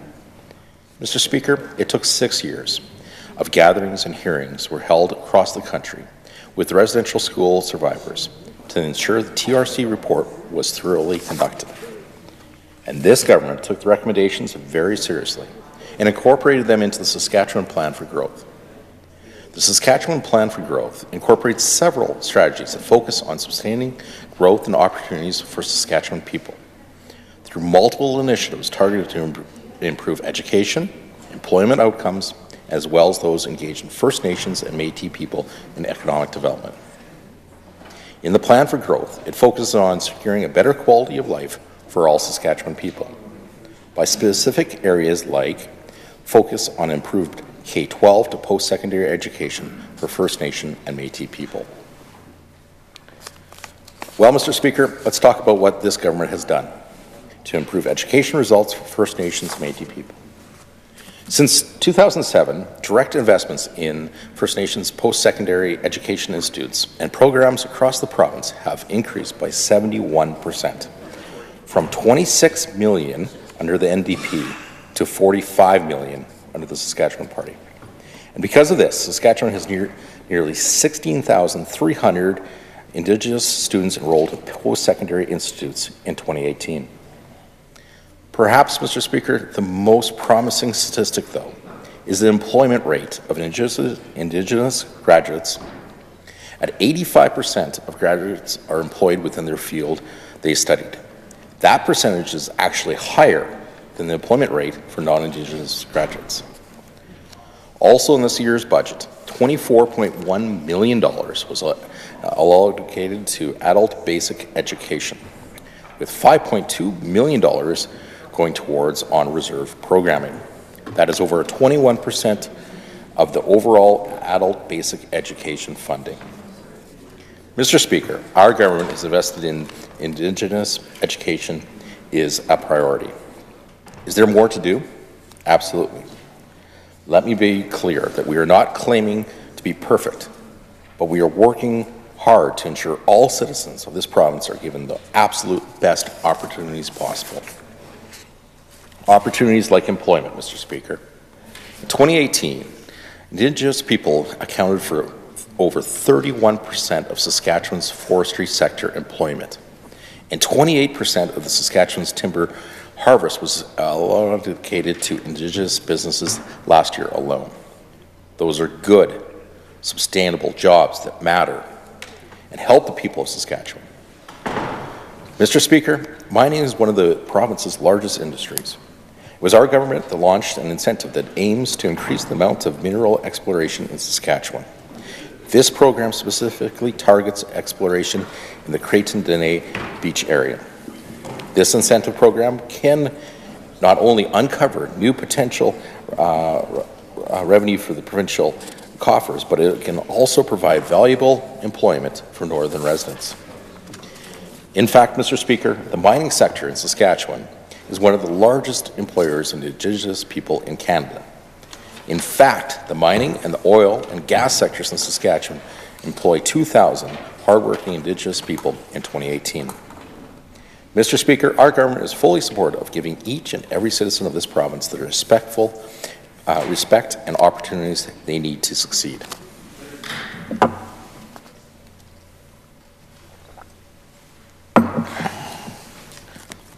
That is why we on this side of the House have been working hard since we were elected in 2007. We've been working with all residents of Saskatchewan to make sure this province is an even better place to call home. The Leader of Opposition likes to say Saskatchewan is the best place to be a kid. For once, Mr. Speaker, I agree with them. Saskatchewan is the best place to be a kid, but it wasn't back when the NDP were in government. It was in April 2000, the NDP were still in government when the Children's Advocate identified, quote, a serious gap and major disconnect, end quote, in the way children welfare services were being provided by the NDP. That is completely shameful. The NDP completely ignored and disregarded the needs of our most vulnerable. Mr. Speaker, our children. On March 15th, the Saskatoon Tribal Council and our government officially signed a new delegation agreement, Children and Family Reconciliation Partnership Agreement, and First Contact Panel Protocol. These documents will provide better outcomes for First Nations children in care. The partnership agreement identifies a number of short-term and long-term priorities, like reviewing plans for the Saskatoon Tribal Council's First Nations children and youth in care to ensure they support connections to culture, language, identity, and community. Establishing a joint child welfare innovation committee to improve child and family services, and working to keep First Nations mothers and their newborns together through better prenatal prevention and support. Mr. Speaker, I'd like to quote the Saskatoon Tribal Council Chief Mark Arcade, quote, the signing of this reconciliation and partnership agreement signifies a new era in the advancement of reconciliation process where we all work to put children first, end quote. That is what we on this side of the House are working hard to do, put children first, by strengthening programs, initiatives for First Nations and Métis families. Mr. Speaker, there's far too many First Nations and Métis children in care. It is something that our government has made a priority to try to rectify. We are working hard to create better supports for networks for children and caregivers to ensure no child is left behind. That is why the Minister of Social Services has focused on strengthening the support and maintaining connections to the family and culture by working with Saskatchewan Foster Families Association to recruit and maintain First Nation and Métis foster families. Additionally, non-Aboriginal foster families will receive cultural training to provide them with better understanding of the children's culture. In this year's budget, $4.5 million will go to the Saskatchewan Foster Families Association. In comparison, Mr. Speaker, while the NDP were in power between 1998 and 2007, at any given time, there could be 21 kids could be living in one single foster family home. Those are the conditions that are completely unacceptable. And we on this side of this House are working hard to make sure that never happens again. Mr. Speaker, in closing, we are not ignoring UNDRIP. We recognize that it has some value, but is drafted for the international community and not for the Saskatchewan context. We realize that there are important matters, issues for the First Nation and Métis communities that we need our attention right here at home. In Saskatchewan, we as legislators have the ability and a duty to make sure this province is the most inclusive and safe place for everybody. With that, Mr. Speaker, I will not be supporting the motion put forward by the members opposite. Here, here. I recognize the member from Regina Elphinstone Centre. Well, Mr. Speaker, it was a bit of a twist ending on the member's speech there, in terms of, what I thought was, in the main, a fairly good speech, but that it comes around to not supporting the motion, not supporting the United Nations Declaration on the Rights of Indigenous People, comes as a bit of a surprise, Mr. Speaker, because this House has voted on a related matter previously. And, of course, I'm talking about the vote that we had concerning the calls to action from the Truth and Reconciliation Commission,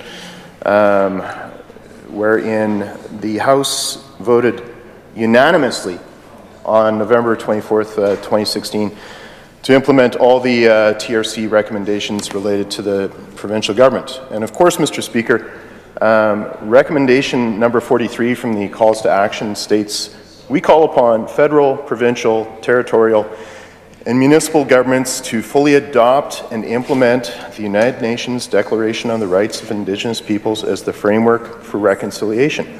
So I guess, Mr. Speaker, I know that this is a 75-minute debate and there's not a vote coming at the end of this, but I guess, Mr. Speaker, we have our doubts at times where the members opposite stand on issues related to Indigenous people. Every day. And for every good action, and certainly the member that I'm following in this debate referenced the agreement on child welfare with the Saskatoon Tribal Council between this government and Tribal Chief Arkan.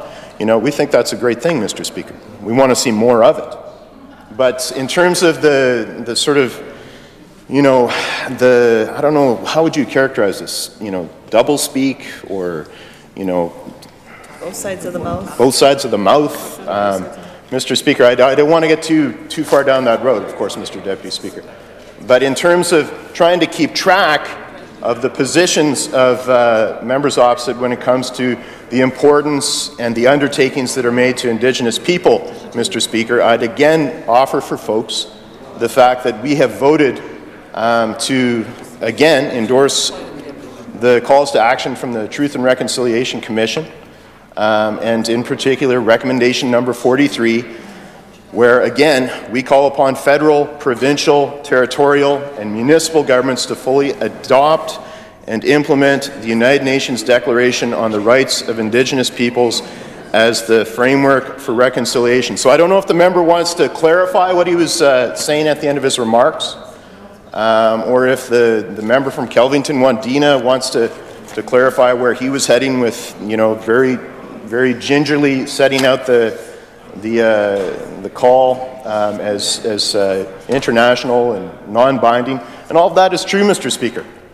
But this House has already had an opportunity to weigh in on whether or not we support the calls to action for the Truth and Reconciliation Commission, and this House decided unanimously, Mr. Speaker, that support was here. And I thought that was a good day for the province, because, again, I support the calls to action from the Truth and Reconciliation Commission, Mr. Speaker.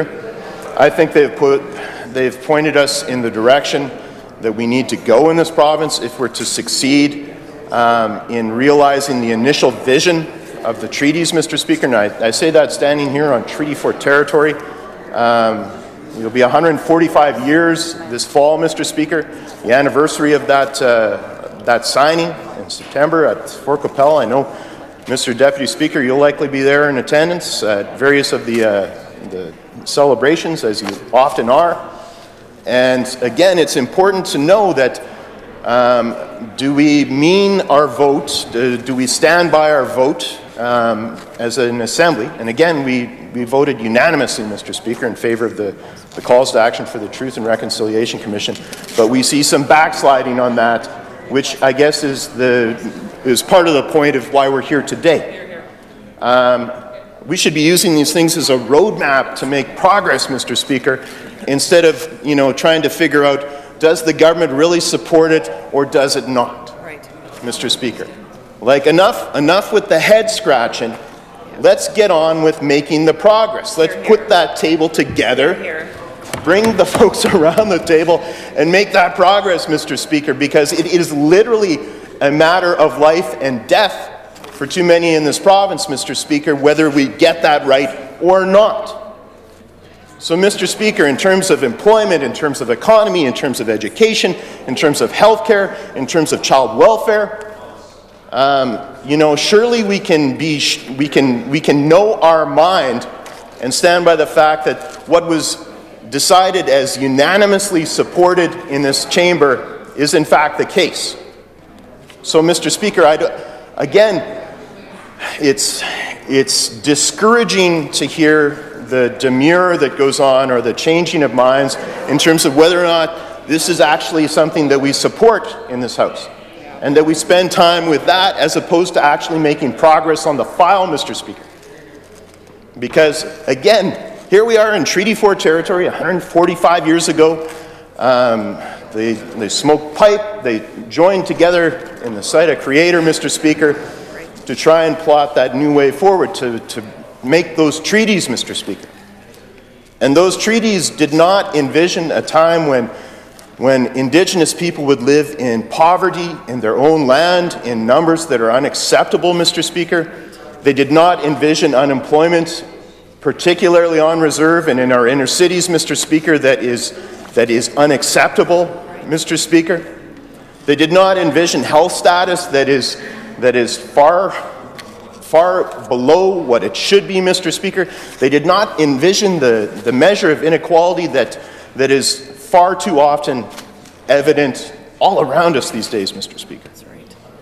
So in terms of, if we're serious about reconciliation, Mr. Speaker, if we're serious about responding to the calls to action, if we're serious to stand by our vote that we cast in November of 2016, Mr. Speaker, surely it's not, that's not what we're up for debate here, Mr. Speaker. That shouldn't be the question. The question should be, how do we realize these things, Mr. Speaker? How do we make them happen? How do we get that table together to bring all the partners so that we have that roadmap being realized, Mr. Speaker? Pointing that way to the peace, the mutually beneficial coexistence, Mr. Speaker, that was envisioned by those treaties. Mr. Speaker, that is what we need to seize the opportunity for.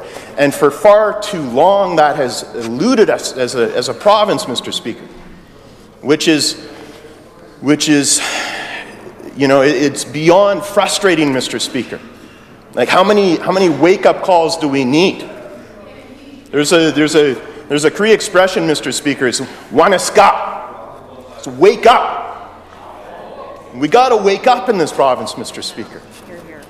If we're going to spend our time deciding whether or not people can take us as being as good as our vote, Mr. Speaker, instead of making progress, Mr. Speaker, instead of realizing, young Rosalind Stonechild was here today at the Assiniawasis. That's who we're trying to do these things for, Mr. Speaker. That's who we're either failing or succeeding for, Mr. Speaker. And surely to goodness we can succeed, and surely to goodness we can recognize the good work that has been done by people like Chief Justice or Justice Sinclair and the folks with the Truth and Reconciliation Commission, and the blood, sweat, tears, and suffering that they poured into that work, Mr. Speaker, to make it happen. Surely that shouldn't be in question. But I am sad to say that, again, if you can take people at their word in this assembly, and I know we certainly can, Mr. Deputy Speaker, that's apparently up for further debate. And that's not just disappointing, Mr. Speaker. That's something that was decided. We should be talking about how we make these things happen, not whether or not, is it this debate that matters, or is it the vote that you had in November of 2016, Mr. Speaker. That shouldn't be the thing. So, Mr. Speaker, I say enough of that. I say let's get on with it. Let's, wanaska, Mr. Speaker.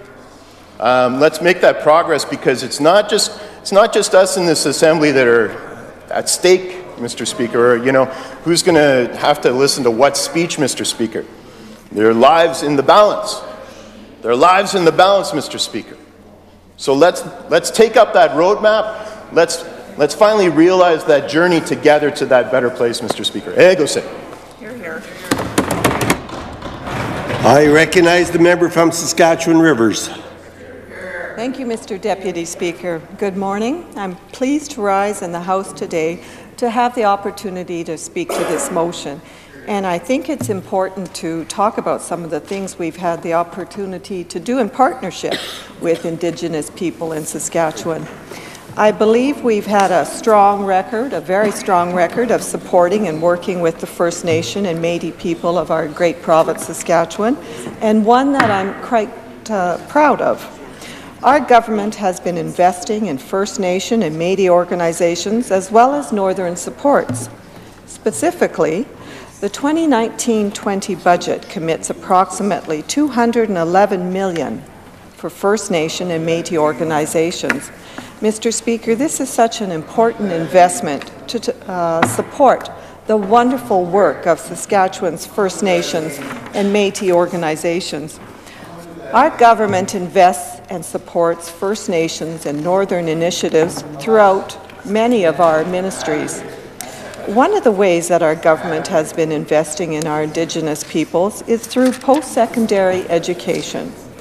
In the 2019-20 budget, the Ministry of Advanced Education will be investing $23 million in Indigenous post-secondary institutions and programs.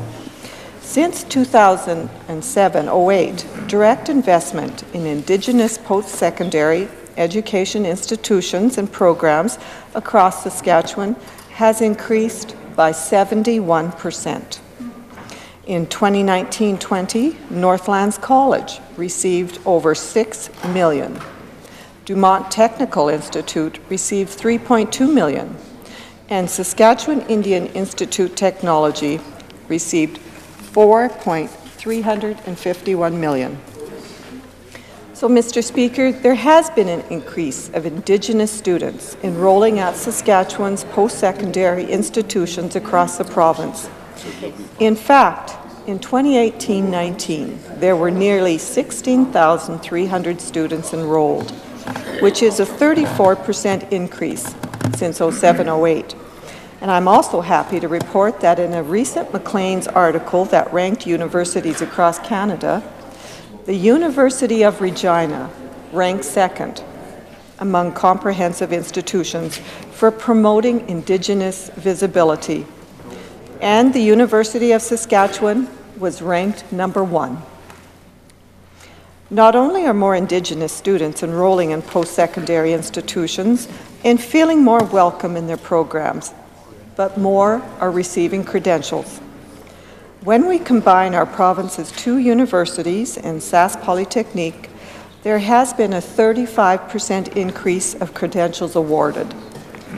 When looking province-wide, there has been a 49% increase, and as a result, there has been a 48% increase in the number of Indigenous graduates in the provincial labour market that have a post-secondary certificate, diploma, or degree.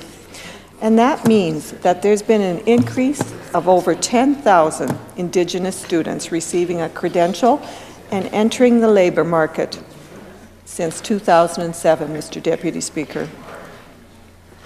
The employment rate for Indigenous graduates with a degree is actually higher than the employment rate for non-Indigenous students, which is something to be very proud of. And in our health, our government has increased funding by over 45% since 2007 in operating funding to the former Athabasca Regional Health Authority. We have increased operating funding to the former Keewatin Regional Health Authority by over 57% since 2007, and increased operating funding for the former Mamawatan Regional Health Authority by 83% since 2007. Today, our budgets are focusing on providing mental health supports to those who need it in the North. Our government invested $11.4 million in targeted mental health services, which include the following investments for the North: $1.2 million for improved mental health and addiction services for children and youth, $400,000 for expanding addiction services in Prince Albert and Northern Saskatchewan, almost $88,000 for a mental health capacity building pilot project in Sandy Bay, and $500,000 for suicide prevention initiative in La Ronge and Meadow Lake. Community recovery teams were introduced in North Battleford and Prince Albert to provide more intensive supports for people living with complex, persistent mental health challenges. And in this budget, our government built on the previous year's investments. It included a total funding increase of over $29 million for targeted mental health and addictions. Now, Mr. Deputy Speaker, this investment includes an additional $250,000 for a suicide prevention initiative in Buffalo Narrows, $300,000 for 24/7 nursing supports to the detox facility in La Ronge. This funding will significantly improve the La Ronge Detox Centre's ability to provide treatments to individuals who are detoxing from opioids, crystal meth, and other substances. Now, Mr. Deputy Speaker, there's a further $1.13 million to improve access for children and youth mental health, some of which will be dedicated to the North, and an additional $13.7 million to support our new Saskatchewan Hospital, North Battleford. Our government has also invested in other areas of health that provide support to First Nations and the North. And in this budget, this has included $2 million towards the construction of a new wellness and recovery centre being built by the Lac La Ronge Indian Band. This wellness centre will blend Western and traditional Indigenous approaches to healing and recovery. It will include 10 addiction treatment beds as well as a recreational facility and mini lodges that allow clients to stay as part of a remote community program. $500,000 to continue to expand the use of medicinal robotic technology in northern communities. $13.3 million to Northern Medical Services, $1.9 million for Valley Hill Youth Treatment Centre in Prince Albert, $3.2 million for Métis Addictions Council of Saskatchewan.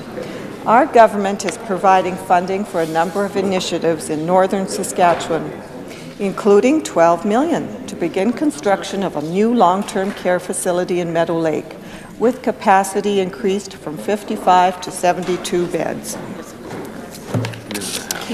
Mr. Speaker, our government has been working hard to ensure that there are services and programs for Indigenous and northern communities that need them.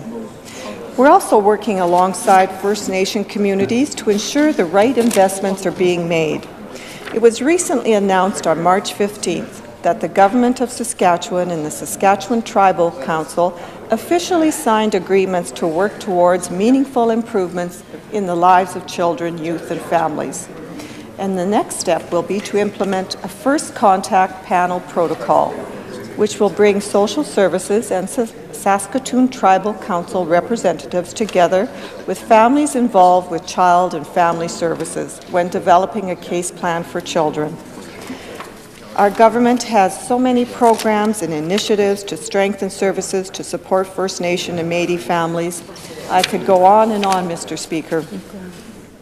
We have intensive home supports where CBOs provide a response to a family crisis, ensuring the personal safety of children while allowing them to remain with family or extended family. We have a positive parenting program which enhances knowledge. Our government has strengthened and aimed at maintaining connections for Indigenous children to their family and culture. Our government has invested with Saskatchewan First Nations and people. Time for debate has expired. Questions? I recognize the member from Lloydminster. Mr. Speaker, we've seen a lot of identity politics from the NDP. Last week, if you were concerned about the economy and didn't want a carbon tax hurting your family, the NDP labelled you anti-Semitic, anti-Muslim, anti-immigrant. I fear members opposite are trying to do the same today and label people. I think there are many points in the UN Declaration on the Right of Indigenous Peoples we can agree on, and points that need to be explored more. So, Mr. Deputy Speaker, my question is to the member for Athabasca. Do they agree with every article of the UN Declaration on the Rights of Indigenous Peoples, or do they have any concerns with it? I recognize the member from Athabasca.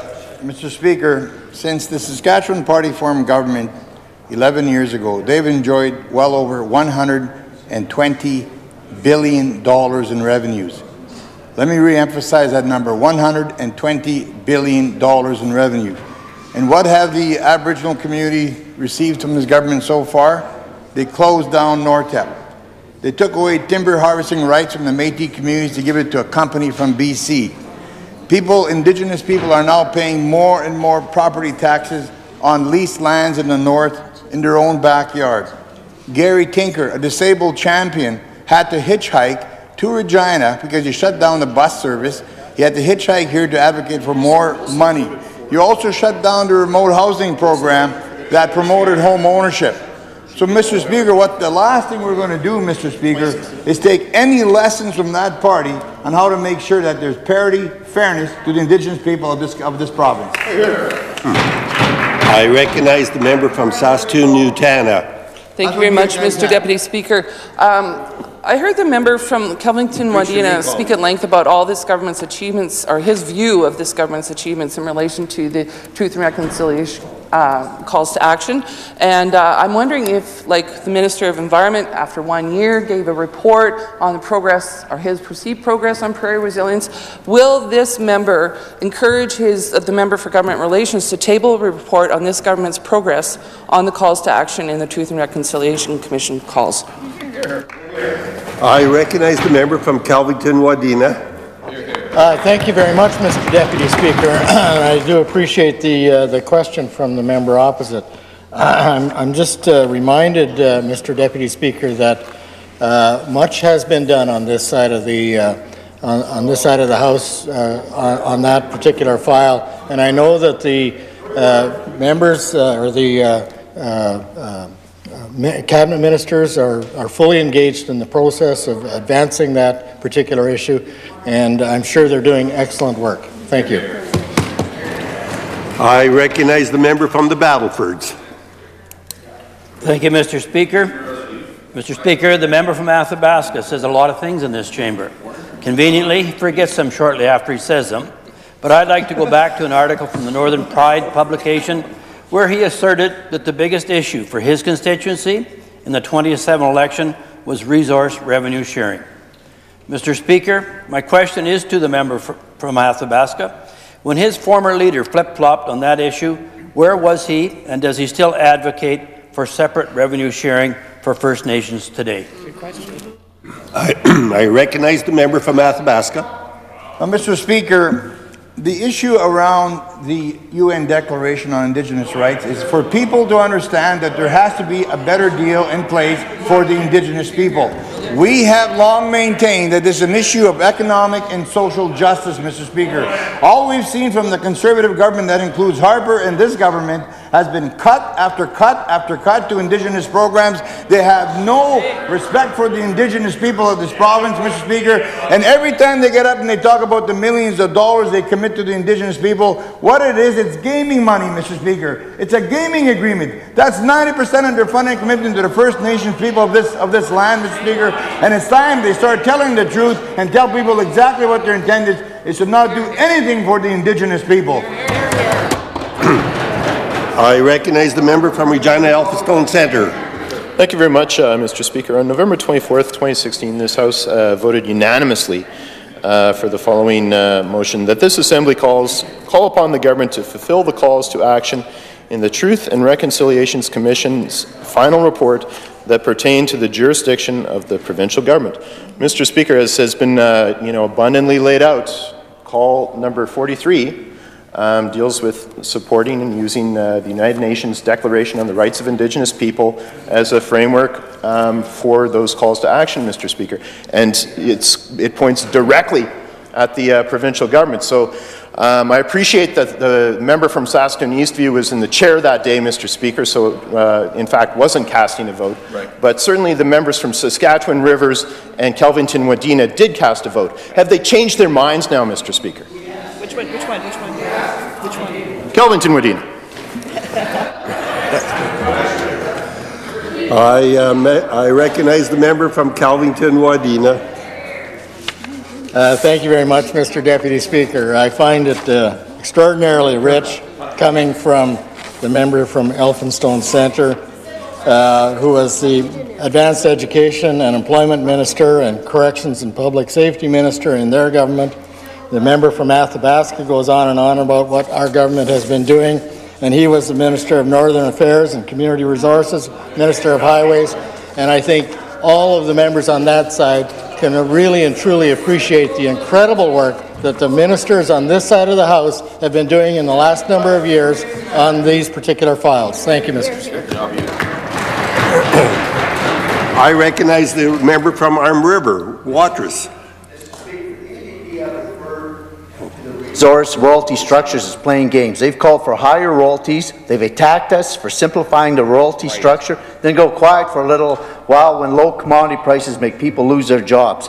But the member for Alphastone Centre said the last time they were talking about resource royalties before the 2011 election that there was unfinished treaty business with resource royalty sharing, and this needs to be addressed. Right. Mr. Speaker, my question is the member for Athabasca. Right. Is your party advocating for renegotiating the treaty system with the First Nations?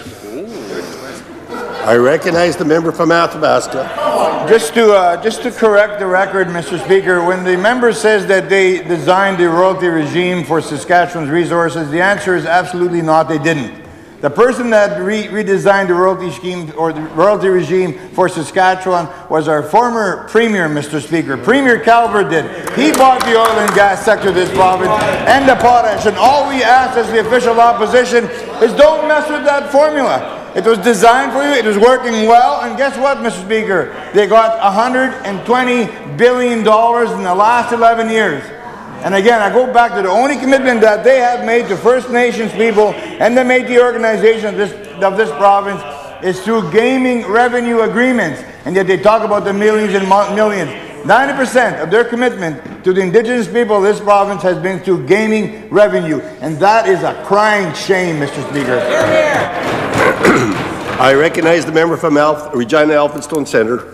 Thanks, Mr. Speaker. I'll resist the temptation to ask my colleague from Arm River, what the heck he's talking about in terms of, with the whole question of resource royalties. When, in fact, they've said I think they were preaching, what was it, apocalypse? If we had, we got a bit more from our resources in this province, and then just right across the aisle, his colleague, went and slammed him in the budget, Mr. Speaker. But I guess my question is this: for the member from Saskatchewan Rivers. Does she stand by her vote from November 2016, or has that changed now? Hear, hear.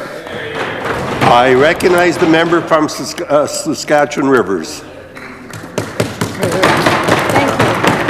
Thank you, Mr. Deputy Speaker. I thank the member for the question, and it's an honour and a privilege to stand here today to discuss and debate the rights of Indigenous people and all the good initiatives brought forth by our government in partnership and supports with working with the First Nation and the Métis people of the province. Our investments support the wonderful work of Saskatchewan, the First Nation and the Métis organizations, and our relationship is built on treaties, and we respect and honour them. Our government is also supportive of the UN and the work that they do. However, the rights of the Indigenous people was written for the international community and does not take into account Canada's treaties. Now, our government's plan for growth, along with several interministry strategies, align with many of the Truth and Reconciliation's call to action, and currently 26 of the 34 recommendations. The member's time has expired. I recognize the member from Indian Head Milestone. Mr. Speaker. And unfortunately, the time has expired for the 75-minute debate.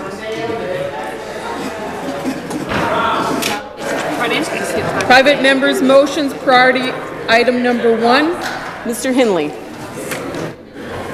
I recognize the member from Swift Current.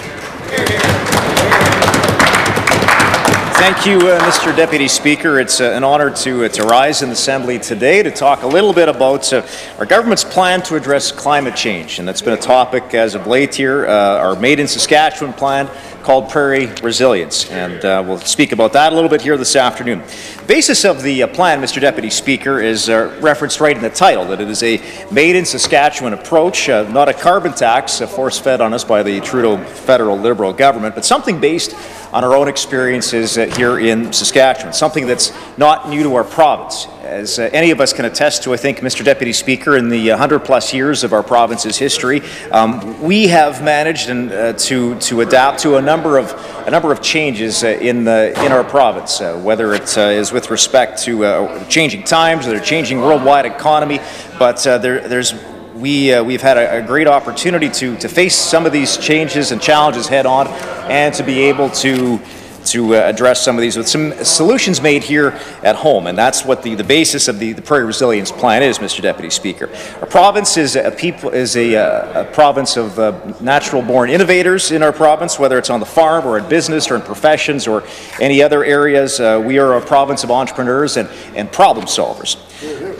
Let's be clear, Mr. Deputy Speaker, climate change is a global challenge, and our government wholeheartedly supports efforts to reduce greenhouse gas emissions, but we must do so in an effective way, and in a way that does not disadvantage one area of the country over another, and that's been an important part of what our focus has been. If you look back at our climate change white paper from 3 years ago, Mr. Deputy Speaker, it outlined 3 responses that we believe that our country needs. Number 1, adapting to climate change because climate change is happening. Number 2, reducing our own emissions because we have to do our part.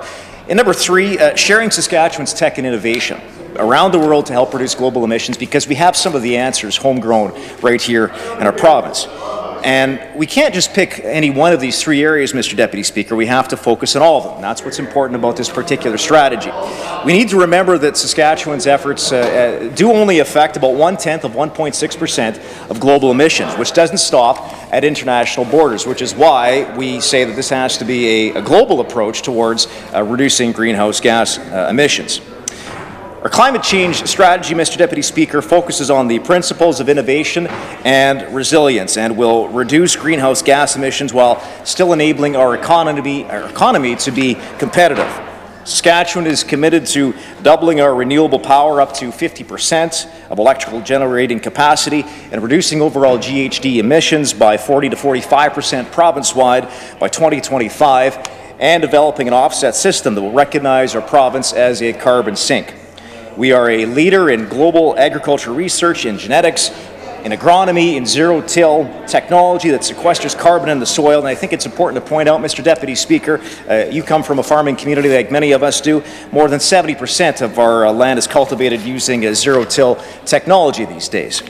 And we are also, on top of that, also reducing carbon intensity in agriculture. And this needs to be acknowledged and recognized as part of our plan.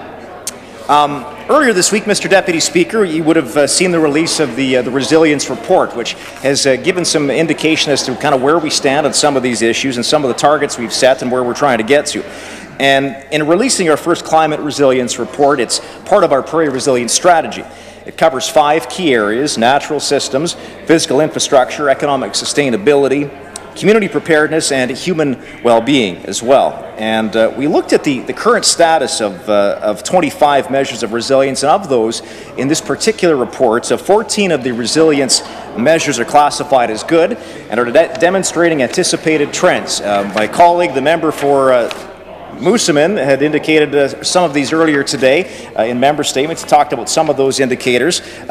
For example, Saskatchewan continues to sequester significant amounts of soil organic matter, an indicator of soil productivity and carbon sequestered into our soil.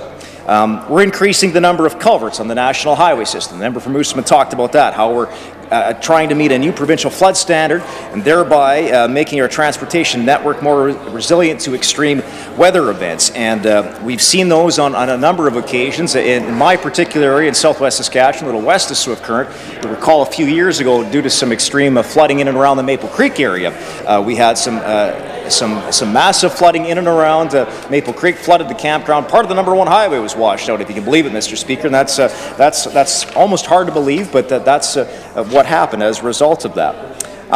We're also reducing the intensity of greenhouse gas emissions per unit of the GDP. This proves that our industries, Mr. Deputy Speaker, are becoming more environmentally efficient and cost-effective as well. We're also increasing the area of Crown land with wildfire fuel management practices, which in turn reduces the risk of wildfires in our northern communities and in the northern part of the province. So on top of these 14 measures, Mr. Deputy Speaker, that were classified in the good area of this report, we also had an additional 7 which were classified as fair, including renewable energy sources. Efforts will continue to increase the amount of these as part of our overall electricity mix, with a goal of reaching 40 to 50% of total capacity coming from renewable resources by 2030. Something else was mentioned, increasing the number of communities with active surveillance of mosquito and tick-borne diseases, both of which are indicators of a changing climate. And we'll continue to look at options to reduce energy consumption and greenhouse gas emissions from government-owned buildings, Mr. Deputy Speaker. There are some exciting pilot projects that are taking place that are showing some excellent results. I had the opportunity a couple of weeks ago, Mr. Deputy Speaker, along with the Minister of Government Relations and the Deputy Premier, to have a meeting with such a company called Greenwave Innovations, which is a Saskatchewan-based company which is providing energy predictive analysis and monitoring solutions for companies. They're doing some work with SaskTel, in addition to looking at some of the government buildings that they're working on a pilot project with. And they can do as much as track the individual electrical usage, energy usage from a single light switch. And what it does is the information they're able to gather allows them to help determine where energy is being used most effectively, perhaps not very effective at all. And as they say, this is a quote according to Greenwave, they say they're very proud to be a made-in-Saskatchewan company committed to providing the solutions that support Saskatchewan's climate change plan. And that's what we need, Mr. Speaker. We need Saskatchewan-based companies that provide some Saskatchewan-based solutions. This is all part of our climate change strategy. Absolutely. Farming practices, Mr. Deputy Speaker, and we can talk about that at length. How much of what our farmers are doing is helping to address climate change? Well, it turns out quite a lot, Mr. Deputy Speaker. We've looked at the total amount of soil organic matter sequestered in Saskatchewan's cultivated land as a result of various farming practices, whether it's the zero-till farming that I mentioned before, or a reduction in summer fallow, changes in tillage practices, the conversion of cropland to forage. The innovative production practices plus the research and development, the R&D that has gone into agriculture has meant that over the past 20 years, sequestration rates have increased, and since 2006, Saskatchewan farmers have sequestered at least 5.3 million tons of soil organic matter annually. Crop rotation practices, Mr. Deputy Speaker. 2018, there was no single one crop type that made up more than 50% of total cultivated area of Saskatchewan. Well, why is that important, you might ask? It's because the diversification of crops, it enhances soil health. It helps manage pests and disease and manages financial risks for farmers as well. Furthermore, the addition of pulses to crop rotations, we've talked about that as well, helps reduce emissions through the reduced use of fertilizer. And anyone who farms now or grew up on a farm, as I did many years ago, has seen how much the agriculture sector has changed and has adapted and has become a leader, I think, when it comes to this particular file. Mr. Deputy Speaker, there's so many other areas we could focus on. In addition to that, renewable energy generation capacity. I talked a little bit about that in October of 2018. This past October, SaskPower signed a new agreement with Manitoba Hydro for some additional hydroelectricity. And let's talk about what SaskPower is doing as a Crown Corporation. You would have seen this past fall that they signed a 25-year power purchase agreement to see the developments of a 200-megawatt wind-powered facility which will provide power to roughly 90,000 Saskatchewan homes. This is the project that will be done by Potential Renewables down in southwest Saskatchewan, in and around that Assiniboia area. We expect to see a five-fold increase in wind power generating capacity in Saskatchewan in the years ahead. We also anticipate growth in solar, biomass, and geothermal generation capacity, as well as in conventional thermal generation capacity on top of that. Mr. Speaker, SaskPower and the First Nations Power Authority signed an agreement on flare gas power generation, solar power. Saturn Power will be building Saskatchewan's first utility-scale solar project just east of Swift Current. I want to touch on a couple of other areas, Mr. Deputy Speaker. Carbon capture, utilization, and storage. Boundary Dam 3 is globally recognized as the world's first commercially viable post-combustion carbon capture and utilization storage project fully integrated within a coal-fired power plant. It captures 90% of CO2 emissions, up to 1 million tons of CO2 annually. And our international CCS Knowledge Center here in Regina has been working with countries across the globe, like China, for example, where we can help play a role in their clean energy future for countries like China and other areas that face this challenge as well. Mr. Speaker, I would be remiss if I didn't talk about a very important sector of our economy, the oil and gas industry, which tends to be a favorite whipping boy of the environmentalist crowd.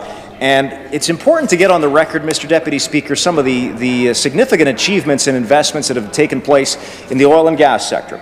The upstream oil and gas industry is the largest sector of the provincial economy. It accounting for 15% of the total GDP, 34,000 full-time equivalent jobs. Companies have invested between $4 to $6 billion annually and provided over $1 billion annually to the provincial budget through royalties and various taxes and revenue streams.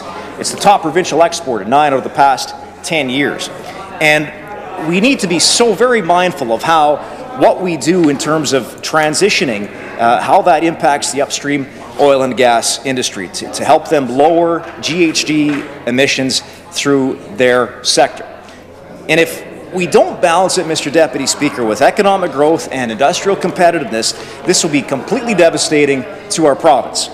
Massive job losses, a decline in oil production, lower exports, a tax base erosion, less ability to pay, Mr. Deputy Speaker, for all the programs and services and infrastructure that we rely on in our province that help build our standard of life and our quality of life here in our province. So much of that is funded by the oil and gas sector in our province. And for anyone who, I would encourage anyone who hasn't had a chance to do so, take a tour. Go talk to some of the oil companies in and around Swift Current, southwest Saskatchewan, the southeast, Weyburn, Estevan, up around Lloydminster. Talk to some of the oil companies and ask them to take you for a tour sometime to have a look at their operations. And you'll see the things that they've done, how they've invested into their industry to make themselves a leader when it comes to what they do. Mr. Deputy Speaker, if it's not balanced carefully, this is what will happen. Investment will move. It will move to other jurisdictions with less stringent standards and will do essentially nothing to reduce GHG emissions worldwide, which that's the point of it all, Mr. Deputy Speaker. Yes. This past January, we enacted the Oil and Gas Emission Management Regulations, which will reduce methane emissions in our province by over 40% between 2020 and 2025. And it's this results-based approach that focuses on achieving proven and verifiable emissions reductions. If I can quote just a couple of things here, Mr. Deputy Speaker, from the Methane Action Plan, quote, Saskatchewan's Methane Action Plan is an example of an efficient regulatory framework aimed at improving environmental outcomes while protecting competitiveness. That's from the Canadian Association of Petroleum Producers Vice President of Western Canada Operations, Brad Harold. He said, the results-based design enables innovation, encourages new technology, and provides industry with the flexibility to apply strategies for methane emission reduction that are both efficient and effective. One other quote, Mr. Deputy Speaker, and I quote, the Saskatchewan government has taken a pragmatic and balanced approach through the development of the outcome-based methane action plan. That's from the Explorers and Producers Association of Canada President Tristan Goodman. He goes on to say the transparent engagement approach has resulted in a policy that allows industry to innovate and remain competitive while also ensuring policy objectives are achieved. And Mr. Deputy Speaker, that's what happens when you consult with industry to come up with a plan that involves talking to the industry, to come up with a climate plan, the climate change strategy, which is what our Prairie Resilience Plan is about. That's the focus of it. We can't afford to weaken the economy because a strong economy is what we need to seek solutions, to innovate, to find sustainable answers to the problems that we face. So, Mr. Deputy Speaker, I would conclude with this I would like to move the motion, which reads, that this Assembly recognizes the efforts that this government has made to fight climate change with Prairie Resilience, a Made in Saskatchewan climate change strategy. Thank you, Mr. Deputy Speaker.